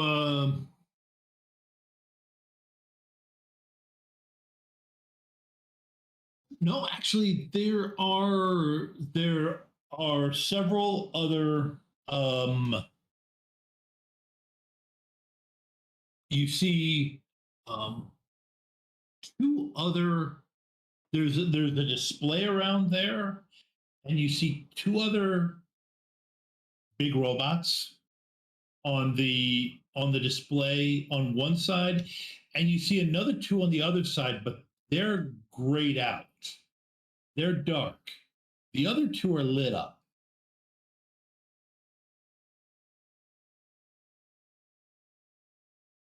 Hey, you guys want your own changeatrons? Because there are some more. And you guys did see two others when you walked in. This just happened to be the one with the open cockpit. Since I'm assuming at this point, after all of the leg extensions and everything going on with that we probably just wanted to go up there and see the cockpit too. Yeah. So now on the head of this mech, Butch calls down in there, "Hey, can you just take us right over there? It seems way easier for you right now. Do you know what you're doing in there?"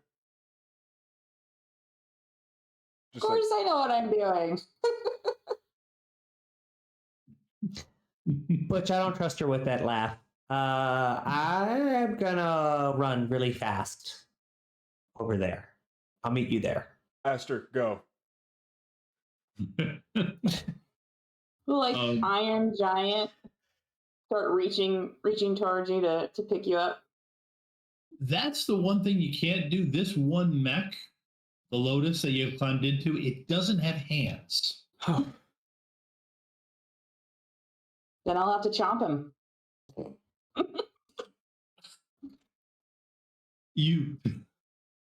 I assume there's no mouth either, but Nope, there's no mouth either. But you can swivel, and you think about walking over to one of the other mechs. Yeah, absolutely. Okay. Tell you what, both just so I could figure out which ones will be next. Tyler and Zach, both of you roll 1d6 for me. All right. How did we get That was pretty clear cut. opposite? Yeah. I don't think there's any overlap there at all. Nope, there is not. So, which would if Artie was given the choice of go big or go small, which would he choose? Small. Okay. All right. Then it as you kind of start getting used to walking, it takes a little bit. So you kind of have to you have to walk forward and kind of in a big arc as you're getting used to it. The Butch, give me a brawn roll to hang on, because it's a little. It's now you understand why whatever was walking out of here was a little uneasy. Yeah. Okay. Yep. Okay. Yeah. He's not very comfortable with Artie being in the position of power. Yep. So he's completely thrown off by that. Yeah. That's fair. Well, Aster, go ahead. You see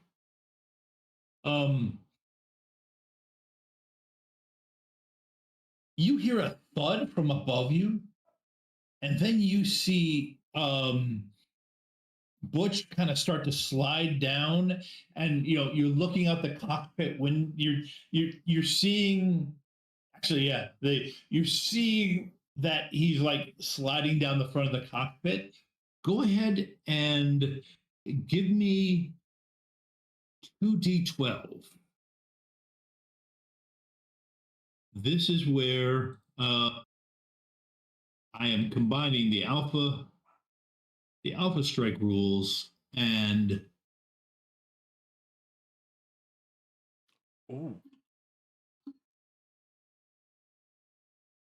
let's see here. Loner weirdo. Okay, so Jen is playing the loner weirdo. That the specs on that particular character. Let me figure out. Get back to where it is. Ironically enough, the first person in a mech is the one who I haven't figured out how their kids on bike specs directly relate to their things. However, let's see. So you're rolling, that was a pilot roll that you rolled, and piloting is affected by brains, flight, and grit. All right, my brains is a D8, my flight is a D6, and my grit is a D20. Okay. Your grit is a D20. That gives you a +1, plus, which also gives you an additional chance to crit. However, you said your flight was a D6? Yes. That gives you a -1. So those two cancel each other out. But because of your high grit, you do have a higher chance to have a critical result. Okay. Which you did. Sorry. Did I say 2d12 or did I say I meant 2d6? But that's okay. You can take your first, either one. Those were good enough rolls where you got a critical success. So, Butch, as you're sliding down there, well, actually, let me ask you this: what would Aster want to do? Would you want to help him get where he wanted to go quickly, or would you try to stabilize Butch? Does he look like he's in trouble? Well, if he keeps sliding, he would be. But if you help him, he won't be. If you help him get where he wants to go, he won't be. Yeah, then I would help him. I mean, we're a weird group of friends, but he's still my friend. Yep, that works. Okay. All right. So, at this point, all of a sudden, you feel yourself sliding down, and then the head suddenly snaps, or the top of the mech snaps back, and then drops and sends you flying to the mech you're in front of. So you're flying through the air towards the mech you're in front of.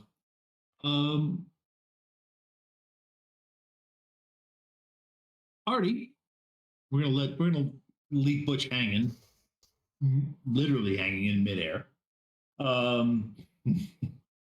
Artie, you can see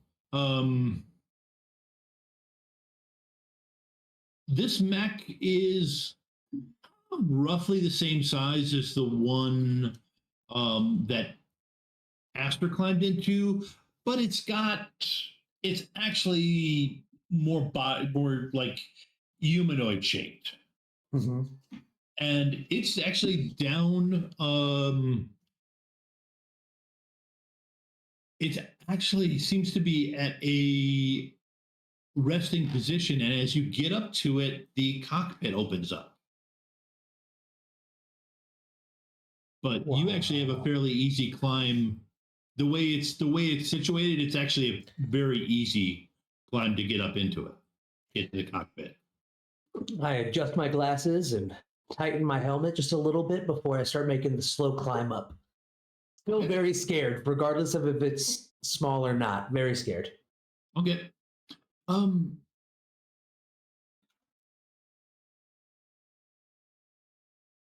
So, what? How is Butch reacting? Well, screaming first. Okay. No resentment towards Aster at this very moment, other than just the pure humiliation of being flung around like that, and trying to see if there's anything that I can grab onto with this mech. Yep. Oh yeah. Yeah. There's plenty of spaces. I'll give you. You can use flight or grit. It's up to you which you want to use. I would recommend using the higher of the two.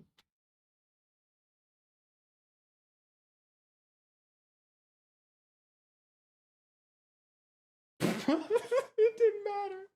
There's a +1 to that, but it's a crit fail. Woo! Okay.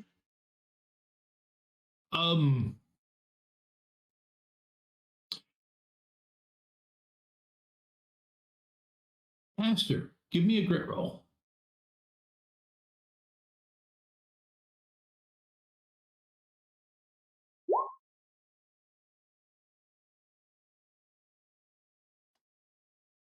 The mech you were jumping into catches you. It hurts, but its hand comes out, grabs you, and lifts you up to the cockpit. I climb on in. Okay. And pat it really softly and say, thank you.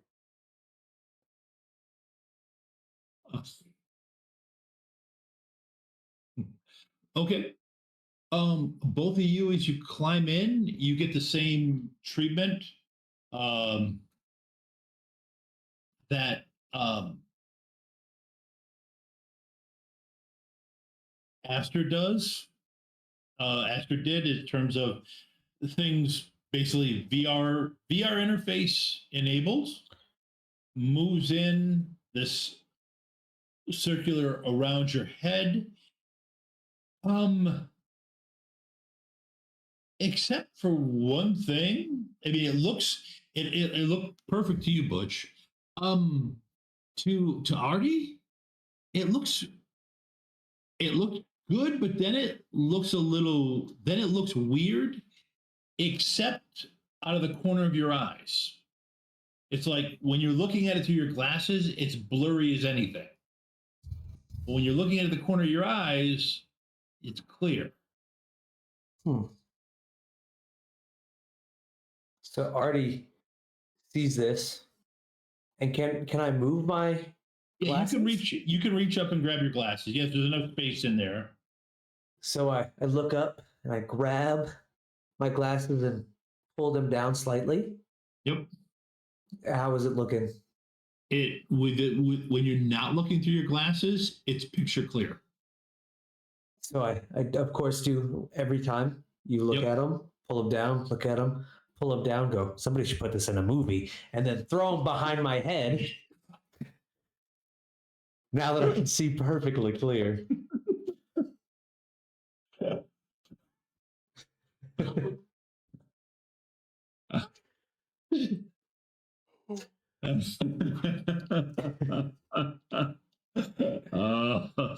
And I think on that note, we're going to take our 10-minute break, folks, and then we'll be back, and we will enter into the alpha strike portion of the game. We'll see you in 10.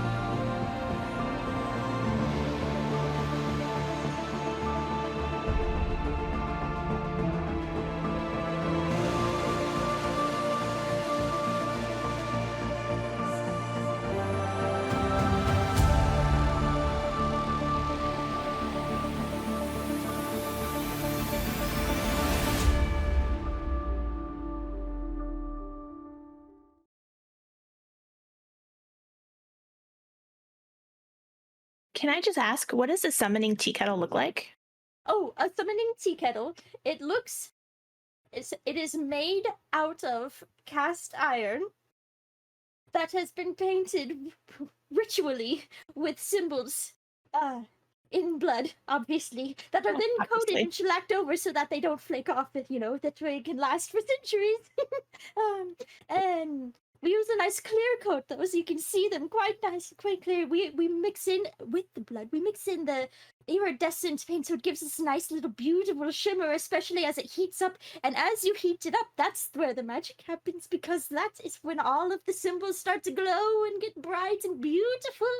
And as the tea kettle whistles, that is the summoning ritual complete. If you have an interest in using the summoning tea kettle, or taking part in any of the other worlds in our games, you don't have to have experience. Just join our Discord, and the GMs will work with you and help you find a game you enjoy. The link is in the chat. Ready to level up your cosplay game? Check out the Geek Forge on Etsy. With a variety of props to give your photos that extra spark, you'll find just what you need. Hold magical fire in the palm of your hand, or take a potion to restore your mana. With a large variety of colors, you can choose your own magical flavor for your cosplay. Bring drama to your photo shoots with these vibrant props and more, all available at the Geek Forge. Are you ready to level up your cosplay?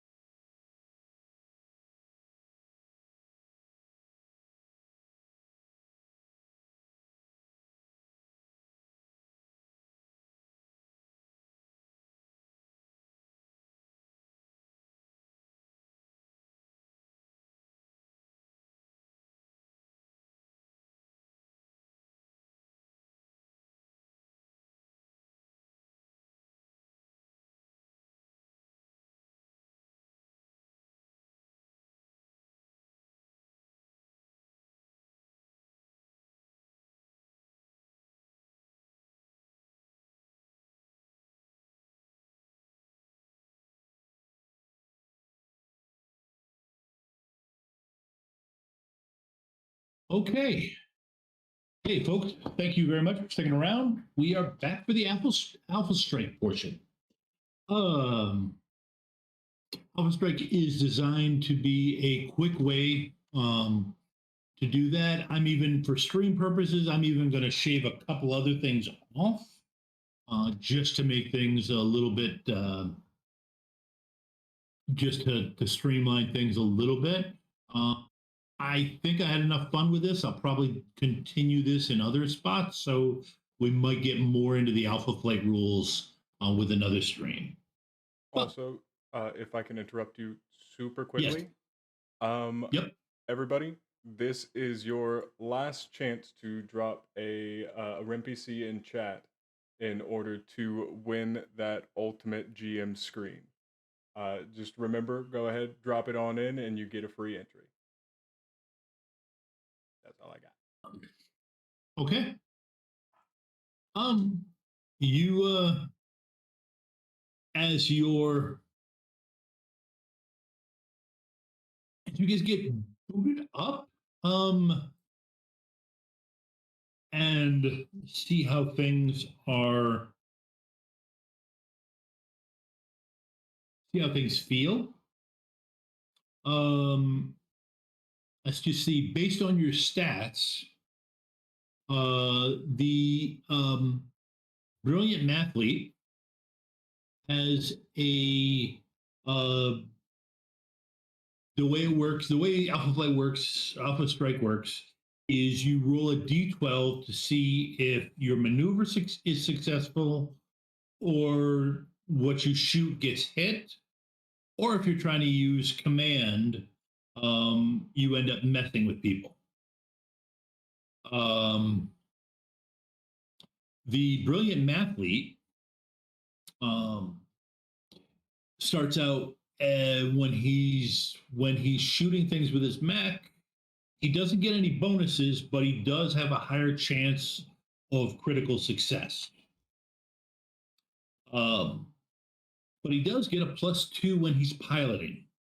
So what we do is I set a, in the case of, in this, there's a whole bunch of minuses that make the roll more, actually, yeah.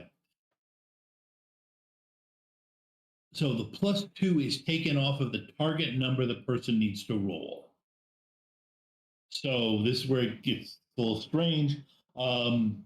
If he's trying to punch somebody, there's some minuses that are taken off of that, but whatever minuses I get, I have to drop them down by 2.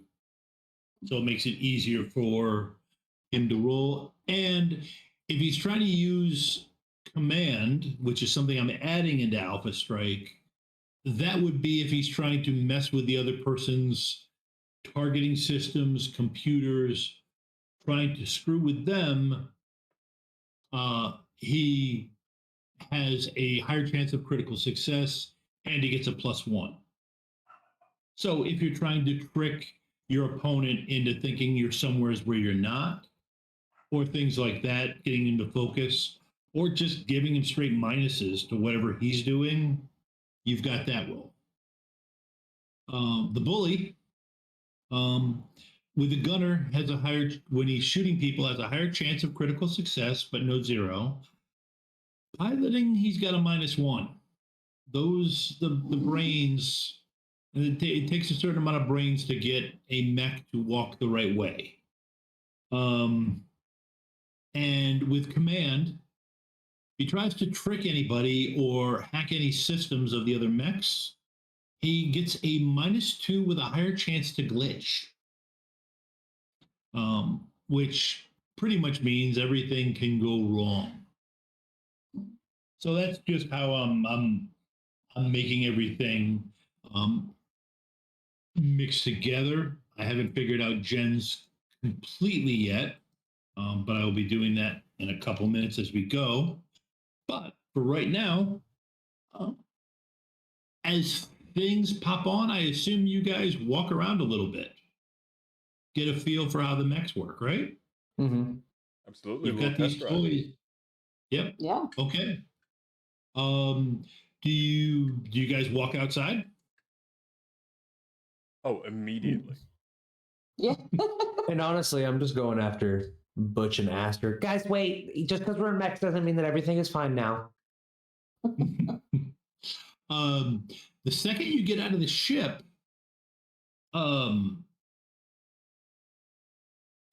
Aster, those two other mech symbols, those pop on. Like you're getting a signal from them now. And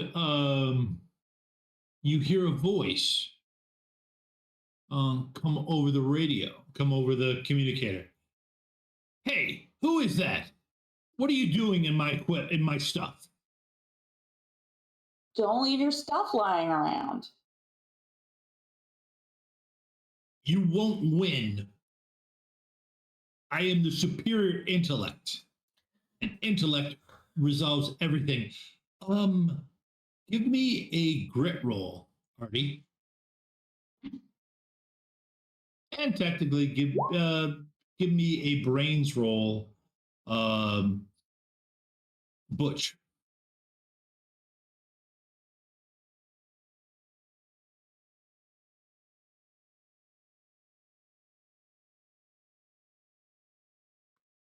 Oh, Butch is smart today. Yep, Butch go ahead is and roll. smart now. Let's go. Go ahead and roll it again. Wow. Okay. Okay. Artie, you remember this guy's, the voice sounds awful familiar. Butch, you went to a math club meet. No, you didn't go to the math club meet. You broke into the school while the math club meet was happening.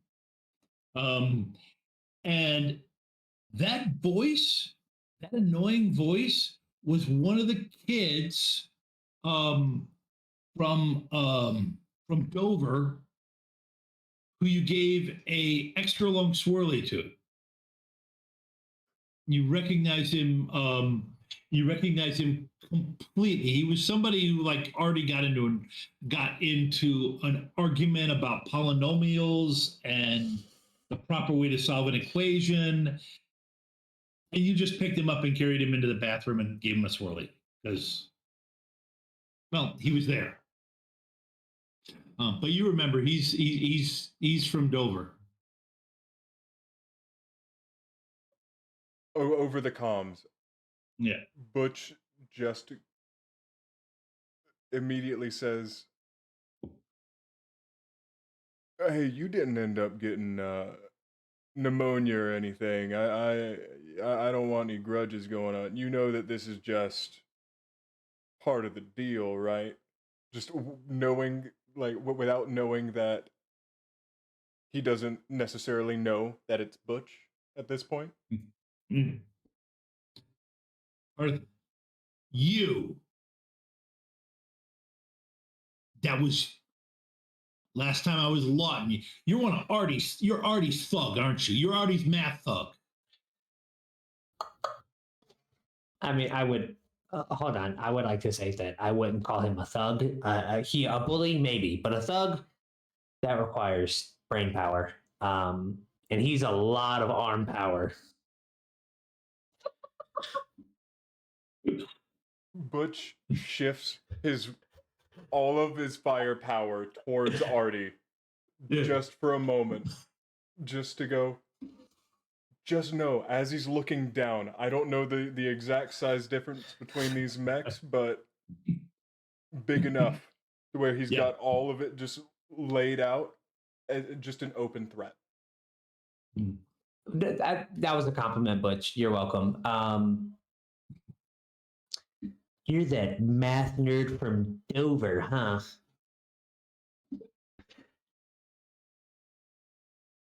You're the one who took my mechs. I found them first. They're mine. We're on the town line. I don't think so. I think You're wrong. That's it. These are our Mechs now. Doesn't matter. You won't have a town to go back to when we finish with it. Hold up. That's where we keep our stuff. More importantly, that seems like a lot for an 11-year-old. You know what the town is like since you guys won that stupid softball game? Pretty good. I think everyone's been pretty happy, I think. Doesn't matter. We weren't a part of that. Do we look like athletes to you? Listen, the most exercise I got this past year was dunking your sorry head in the toilet.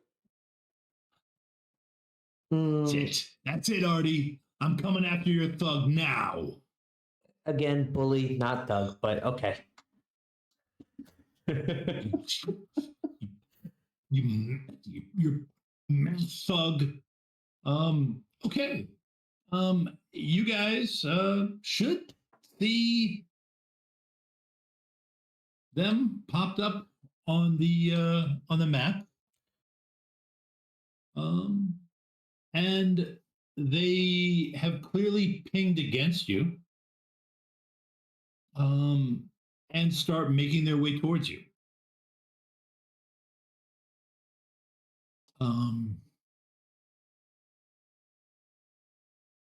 What?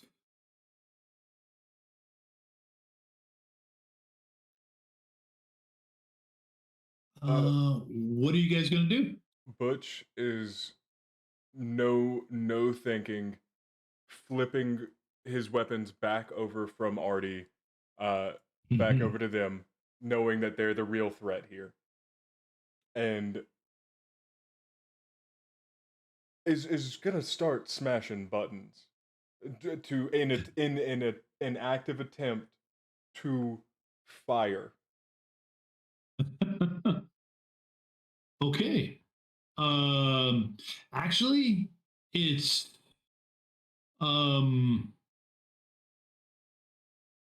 you can pull up. It actually pulls up and does it pulls it up for you, and you're told. Let me find this. These guys are off the map right now, and I just realized I should have had. That wasn't.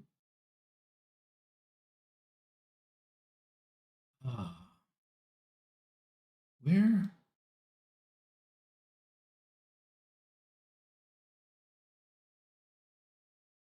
Wow. Okay. You know what? I'm gonna just go with it from memory. All right. So I'm gonna go ahead and just say that you're all so that people can see. As you walked out, you popped onto you should be able to see you down here. You're down in this valley. You guys should be able to move your own. You should be able to move the mechs yourself now, but yeah, you are down bottom, and the distance is okay. You are at medium range. So the Phoenix Hawk has 3 attacks that can go at medium range.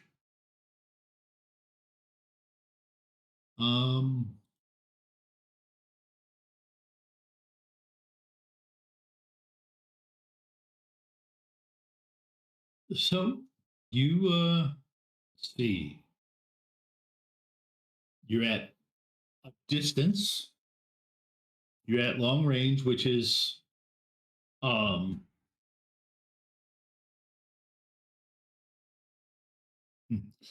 which is plus. You're at medium range, which is +2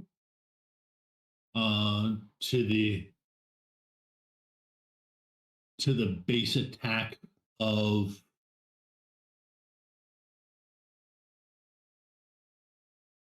base attack of 3.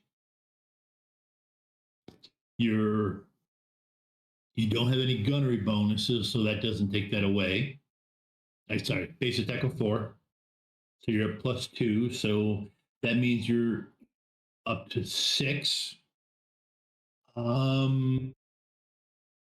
You do have, as I measure it, it should, I think, show up on there. You've got one set of forest through it, so that adds another one. So you're up to the 2. So that means you're up to 8. So go ahead and roll 2d6.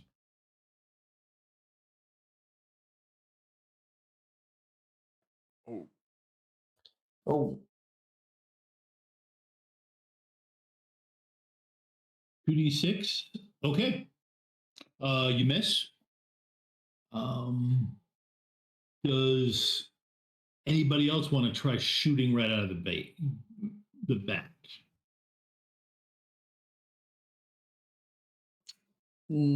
I don't think I will. I think Artie is going to see that there's too much stuff in the way, both for them and for us. And I am going to use the wasp role as a scout and just try to draw their attention away from the larger group. Okay. So how many hexes can I move? Well, this will normally you go. There's some different phases. Mm-hmm. You go movement. You go initiative phase, which I'm hand waving. Mm-hmm. You go movement phase, and then you go shoot. Because you two were talking, and then basically Butch just button mashed until he fired ordnance down the thing. We skipped that, so let's see. Does Astrid want to shoot? Sure, I'll mash some buttons. See what happens. Okay. All right. So that is where. Let's see. Man, let's get in here. Where is that? Got so many sheets up. There it is. Okay. So,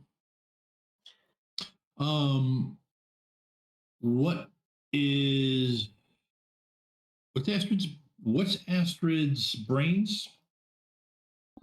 Brains is a D8. Okay. What is her grit's a D20? This gives you a +1 to gunnery with a crit. And then I think, and what is your fight? My fight is a D12 +1. Okay. And that fight of a D12 gives you, so you were at +2. So you start out, instead of starting out at 4, like Butch does, you start out at 2. You're shooting at medium range with a Lotus. And that gives you 2 attacks. And it's the same thing, so another +2. So yeah, you've just got to roll a 6. On D6? 2d6. Roll 2d6.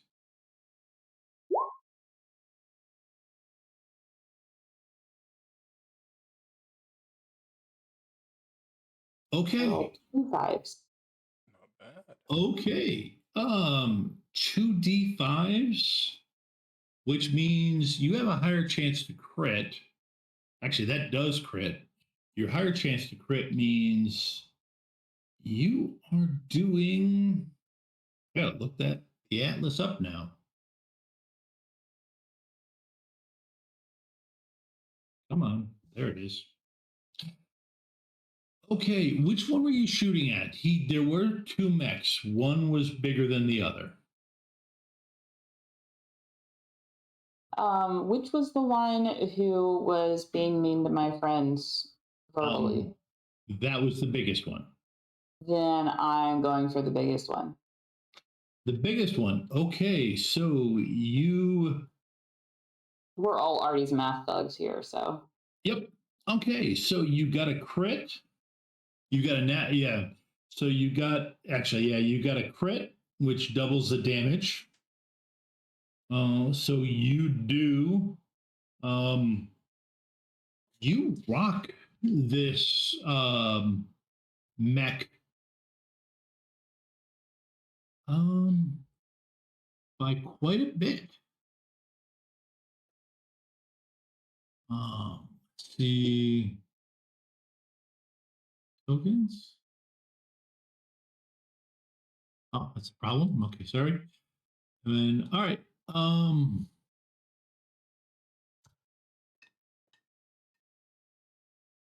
Doing -4 damage to it. Okay. They are caught off guard by this and not ready for it. So what? So we enter into the next phase of movement. What is? We'll give the guy with the. I believe. Let's see. Piloting wise, I know what.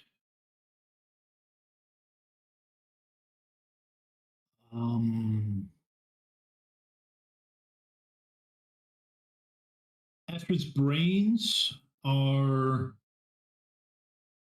what again? A D8. A D8. Okay, so that's no benefit. What? Well, no, it's average. Basically, it means you're average, so it's not it doesn't affect stuff. What's her flight roll? What's her flight dice? D6. D6. That's -1. And her grit's a 20. So she's 0, but a higher chance to crit. Okay. So since okay. So the Scout Wasp has the highest piloting roll. I'm gonna say he gets to go first. Oh boy. Where you can your character, your mech can go 16, which 16 hexes.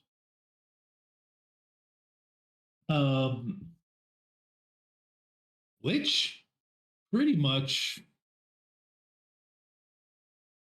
yeah, you guys can see. You can see, you know, you can do that if you can get behind somebody.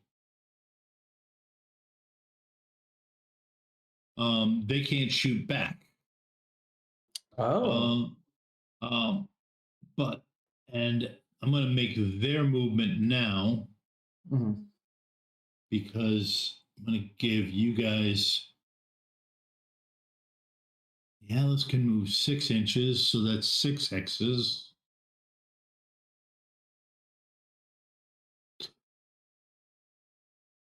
Six. He's going to want to put some terrain between you and them.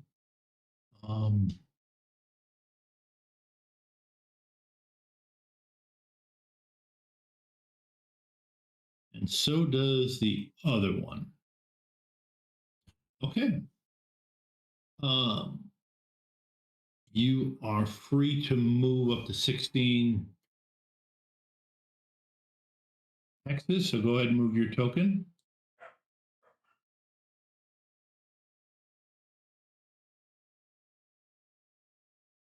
Can you click on it and drag it? Yep. Okay. You're going for the back shot. Yeah. So I'm going to basically, I saw them start trying to shoot. They're moving closer to us. I want to try to zigzag around them. Kind of what Artie's good at, running away from problems. He wants to continue to do that. Okay. So get behind them and then try to get the jump on them for a shot. Okay, you've got that. Jen, where are you trying to move yourself? You can move 20, I believe. I think that's the. Well, I'm going to follow Artie's lead and move back behind this other one. Okay. You've got plenty of movement, so I'm not even going to bother measuring. So go ahead and drag and put where you want your character. Okay, you're going to move behind that one? Mm-hmm. All right. Now, as far as things go, you've both placed yourselves outside of its firing arc. Because most mechs, especially those ones that can turn their upper body, they can only fire in a forward direction unless they're specifically built to rear fire, which neither one of these are. So basically you're in a spot where you can't be targeted. What is the Phoenix Hawk going to do? Well, my Phoenix Hawk can move 12 hexes. Yes. I would like to Now just there use... there is some terrain. You would be able to make it there. There is some terrain, but if you move to that spot that you've got pointed right now, you could do that. Got it. You would still be able to get targeted by both of them, but the one that's been talking to you would have quite a bit of terrain between it. Got it. Well, I'm really good at picking on the little guy. So Okay. I am perfectly okay going in direct line of sight. Is there any turning movement part mechanic? There officially is, but I'm going to hand wave it for this. I'm not making those guys do it. So, okay.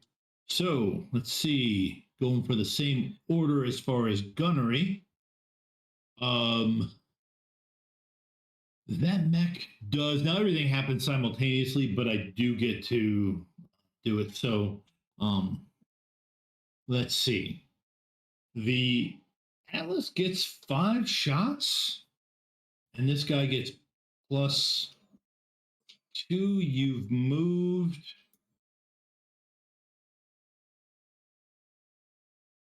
Let's see.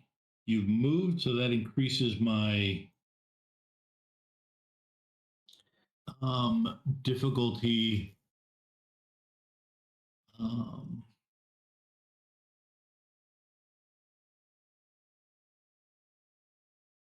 Yep. So, okay. So you've got that particular mech you're in. When it moves, it becomes, it gets a +2 to be hit. So it starts with, because he's a mathlete, he's smart. He starts with a 2, +2 for that, +2 for the fact that you moved. And the range Y is still medium range. So that's another +2. So I'm up to 6 before I can hit you. Okay. Wait, are you referring to Butch or the mathlete? No, I'm referring to the mathlete. The 2 mathletes gets to shoot first. They have the highest gunnery skills. Okay. So I've got to roll above a 6. Oh wait, no, you've got debris between you. You're gonna roll above an 8 to hit you. And I did not get enough. So I miss you. Oh, I miss you too.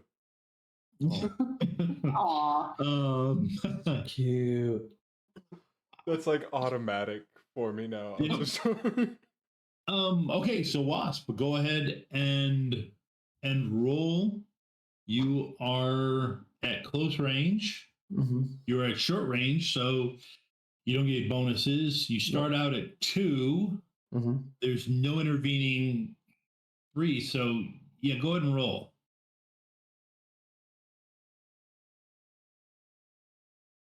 I'm rolling a d12, right? Yes. Two, technically, actually, roll 2d6 because it's important because the crits are when you double. Gotcha. And if you double, it's a double. Okay. Oh wow, you did double. Oh, do I do it again? Nope, you're fine. Okay. Okay, so you got a you made your roll and critted while doing it. You have a greater chance to crit, which means since you naturally critted, your crit is then doubled. So you let me look up the atlas. Well, actually, no, I gotta look up what does yours do as far as damage at short range? It says 1. 1? Okay. Mm-hmm. So the first crit takes it up to 2, the second crit takes it up to 4. So you do another.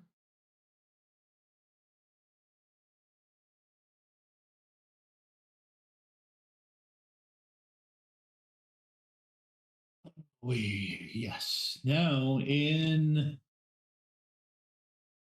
Oh. Okay, that's got a special. It doesn't have too much armor on the rear. Okay, you're through the armor. On its backside. Mm-hmm. So that is not good. All right. That's what you get for calling my friend a thug instead of a bully. Jen, go ahead and give me 2d6.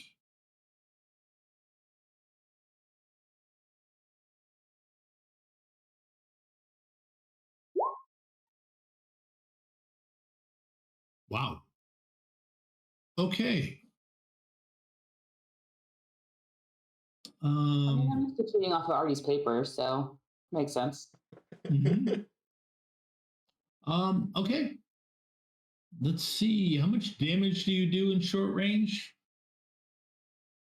2. 2. Believe you've got a higher than normal crit, so you double critted again. So you do 6 to that particular mech's backside, which is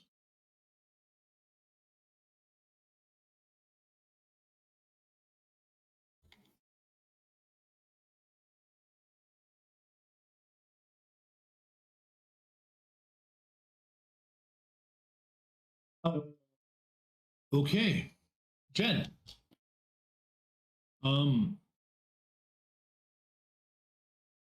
you hear a yeah, you okay. Yeah.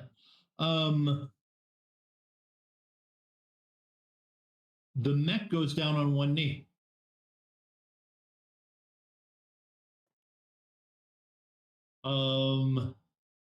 No one gets to threaten Artie but us.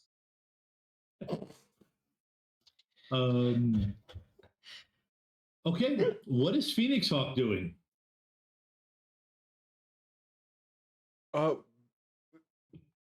It's the big one who. Wait, no. It is the short one who went down, right? The short one went down. Yes, the one right here. That's what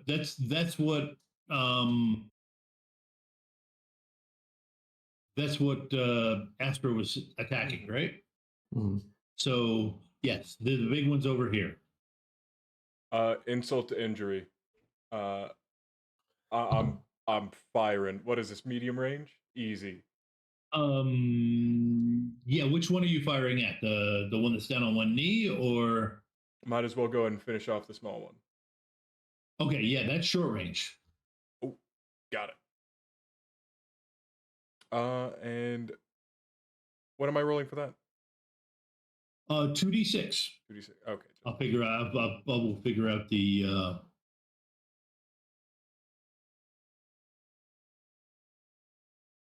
This is unprecedented. Oh, okay. You nope. You hit it. No, you did. You hit it. It's down on one knee. It's immobile. So how much damage do you do at short range?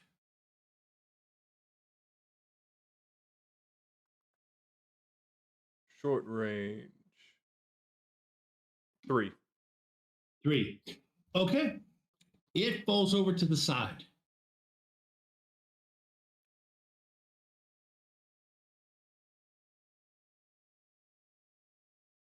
Um,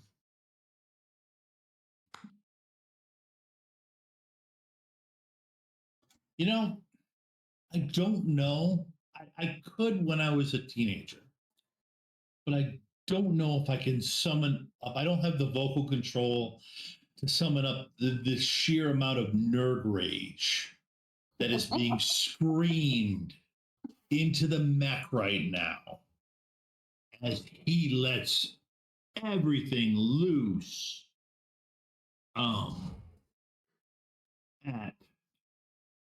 at Phoenix, who is at medium range,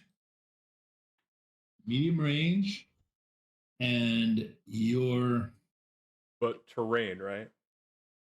what? But terrain, right? There's terrain. Yes, there's terrain in the way, and there is, and you got a TMM of 2. Let me check. What is your wrong one?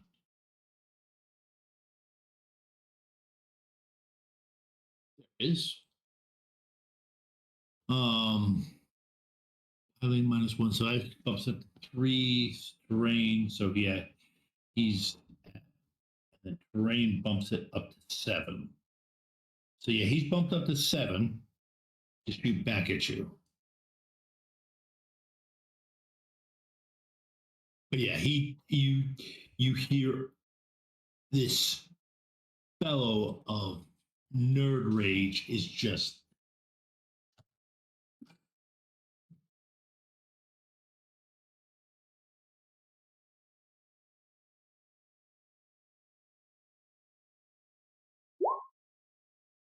hang on, that was bad. I just realized. Okay. Yeah.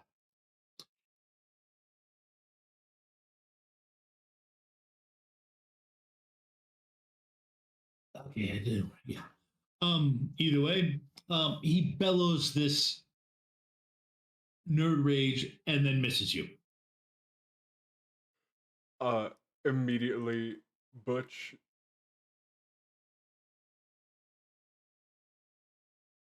just immediately doubled over, just crying, laughing in the mech right now.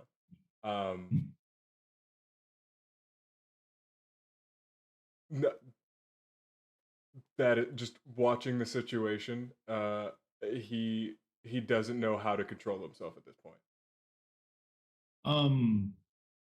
So at this point, the Atlas,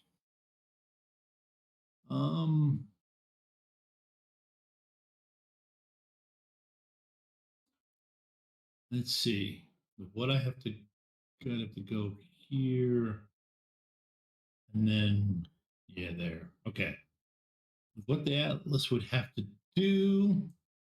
So this one gone. This one, the beginning of next round, runs to here.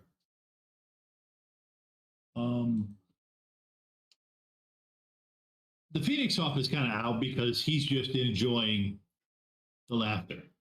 What is the Wasp doing for movement? I think the Wasp is going to continue staying at a range a little bit farther than he was last time.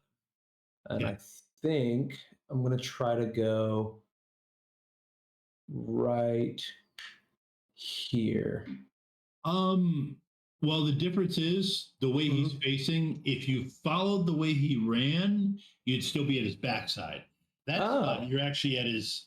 That spot you're actually at his shot. Now I would have let Butch put himself there because Butch, but you're not. If you put yourself over like this area or whatever, you'd be able to shoot without any terrain in the way. Gotcha. You So have enough I'm gonna, movement. yeah, I was just I have plenty of movement. Yeah. So then I'm gonna kind of banana curve out this way, still being at his backside, and I'm gonna try to go line myself up for another shot. All right. What is that range? You're probably at medium, which isn't necessarily bad. Yeah, you're at medium. What is the Wasp doing? What is the Lotus doing? Jen? That I too am going to give chase so I can be in range. Okay. You reasonably could be. You've got plenty of movement to basically land anywheres on here. I don't think it. Well, it matters as to what the effect of the shot is, but you could reasonably be in that area, and I think you're at short range at that point. So, both of you, Phoenix, you can hear him howling over the. You can hear Butch howling over the comms. Both of you go ahead and roll your shot.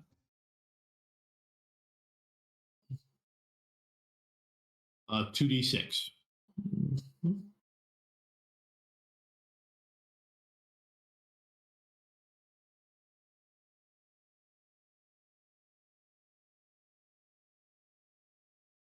Okay. Let's see. He did sprint. So he's only got a 1 though, so he's kind of a lumbering giant. So that, but since he did sprint,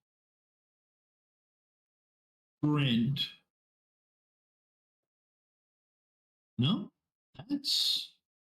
no, he just sprinted, so that didn't change anything. So yeah, both of you hit. How much damage do you do at medium? Artie? Still 1. Still 1? Okay. All right. You do 1, but you notice that the hits look juicy. Well, not juicy.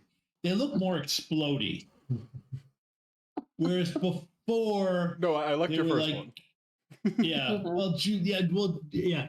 Whereas before you were hitting and like metal was like vaporizing and falling off. Now you're seeing them go in and like stuff is breaking and things falling off. Jen, what is your damage at short? 2. 2. Okay.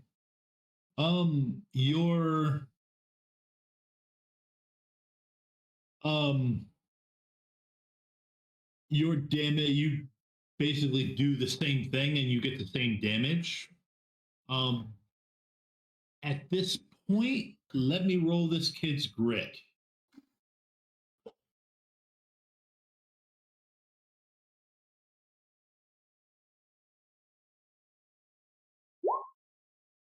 Okay. He doesn't succeed. So I'm going to hand wave the rest of the combat because it's pretty much him sprinting away with this lumbering beast of a vehicle while the two of you just keep hammering him. And eventually, Butch will stop laughing and just fire off a salvo from his big thing, and it will just finish it off. There's yeah. And then we find a nice lake, and then we give him a triple swirly in it. Oh my gosh, is there a lake next to the I don't know, I didn't see one. Maybe it's just outside the map, you know. There is a map out there, yes, okay. Okay. So this wow, okay. So this episode of the first episode of Kids on Mechs ends with the big evil dude being given a triple swirly in a lake. You want to know one of the funny things is they actually dropped the bully. Now, first off, if you enjoyed this, if you enjoyed Kids on Bikes, check out, there'll be a link popping up in the chat. Check out the company's website. They also just had a Kickstarter for a second version where they did it, and that is available for backer kit pre-releases. It's a fun system. We had a bunch of fun with it tonight. A lot of rules light RP. I didn't have to spend I couldn't spend a ton of time prepping it because literally on Monday it was like, crap, I need something. So bought it, drive through RPG, buy a PDF, read it. Okay, I can do this. Give the players the tropes, and they pick it up, and we just run with it and have fun. But the second version dropped the bully, and I can understand why, because, well, to be perfectly honest, if I were to play the second version, you just put the bully back in. If you've got it all falls into consent. Like in this particular case,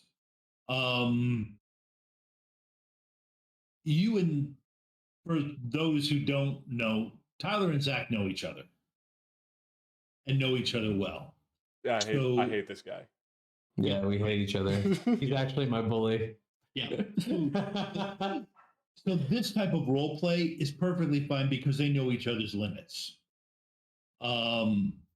Same way me and Jen play together a lot. I know her limits. So I didn't have to worry about consent stuff. And you also noticed that Tyler didn't bully Jen's character, which was correct because he hasn't played with her that much. He's probably seen her on some streams, but he hasn't played with her. And that's an important part of consent and everything like that. So in my mind, bully's fine in groups that understand the concept of consent and everybody has to have fun. And, gotta admit there was some, great moments, and it was both ways. Yes, admittedly, physically Artie suffered, but Artie got in some really good zingers early on. So it was all fun. But in any event, I think I did my plug for consent being important and why it was okay in this situation for Tyler and Zach to have that type of back because they knew each other. Same way I do, crap in my home games, the stuff I say to my college buddies, which I went to college back in the 80s, and who I've been playing with for 30 years. So you were on the bikes. Yes. Well, in my defense, I met all these guys after we stopped. I'm the only one that's still riding a bike. But all that aside, hey, everybody, all the players, thank you. This was a lot of fun, a tremendous amount of fun, especially for a one shot that we just threw together. Jen, Tyler, Zach, thank you. This was a lot of fun. Thank you for putting all that together too. And I also did have the winner for the RIM PC as well. Okay. I was going to say, if you want to do that, go ahead. Yeah. That's perfect. I'm going to say that they're in this call.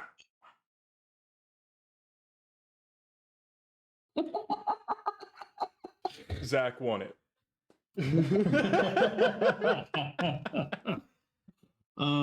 Okay.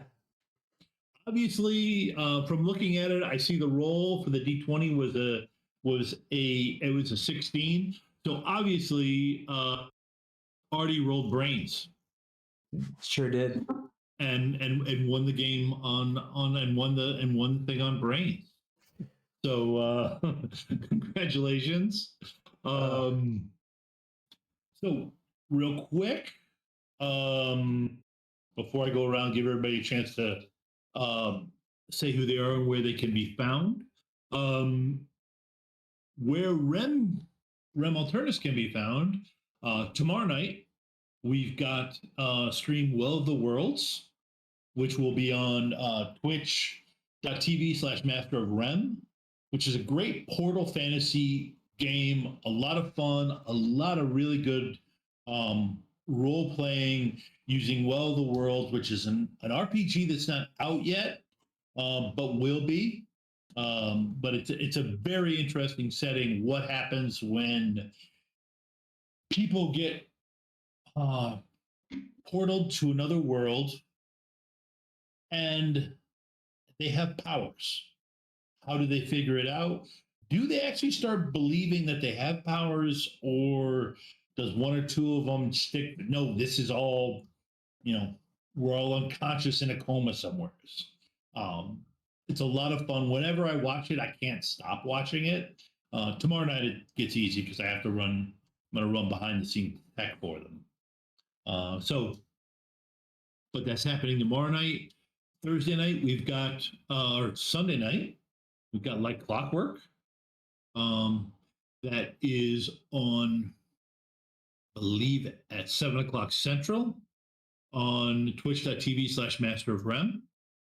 And then on Monday night, we've got Paranormal Albany, another stream in which I also GM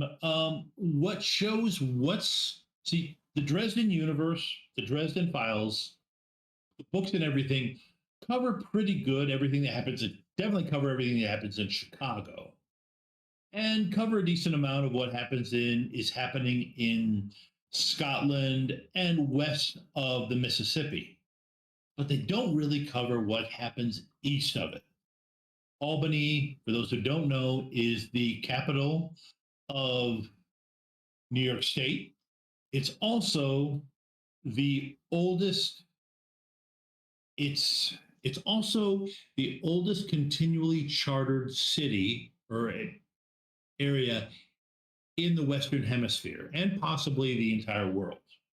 Now, before anybody else quotes that no, all London's older. London is older, but they issued new charters, and that's built into the mythology of Paranormal Albany, where that charter is incredibly important. And in this season, we dove into why it's incredibly important. So next week, we get to discover some new secrets for players. So it's actually probably a good time to hop in if you haven't watched. After that, it's a little bit too far and I can't remember what we've got going on. So I'm going to switch, and I've done enough talking. I'm going to let Zach give a quick intro for those who came late, and we'll put up the links where else he can be found.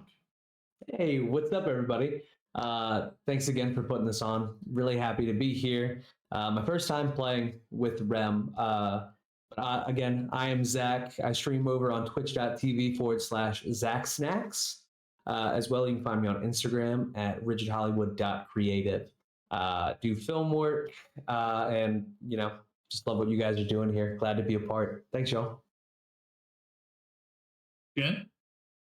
I'm Jen. I am the owner and primary maker of the Geek Forge, Linktree / the Geek Forge. I also personally have started a TikTok account called Panic at the Costco, where the O is a 0, for things that reviewing products that I've bought during OCD spirals and whether or not I hate them. So if that sounds like something if you would be interested in, there's a couple of videos up there too, which is a little bit different than the Geek Forge stuff, but Yeah, it is. I actually gotta check that out. I hadn't heard about that one yet. Okay, yeah, but Tyler. humor for mental health awareness. Yeah. Okay, Tyler. I mainly got one thing to look after, or well, two things. Make sure to check out the Shadowrun Takedown Kickstarter on August 3rd is when it's going to be launching. The backer kit page is currently live, and if you're at Gen Con, we'll see you there. All right. I will be at Gen Con also. If you're looking for me, or you want to stop in and say hi, check out the Shadowrun Missions Room. I'll be there running games for at least 24 hours. And just a quick thing, if you know how to play Shadowrun 6e and you're interested in going to Gen Con for free, in terms of you can get a badge for free and you possibly can even get a quarter of a hotel room, hop onto the Rem Alternis Discord that Billy's put a link for, and reach out to Teslon and ask him about it. We've still got openings for people who want to play games or want to GM run games, but I'm going to be running that, and I'm probably going to make my way over to the BattleTech area to play some more Alpha Strike. To be honest, I'm a little annoyed at myself. These guys beat this guy way too easily. Going to have to I'm going to have to work on that a little bit and get a little bit better of a scenario for it. But had a lot of fun, folks. Hope everybody's enjoyed watching it, and we'll be back next week. Good night. Take care, everybody.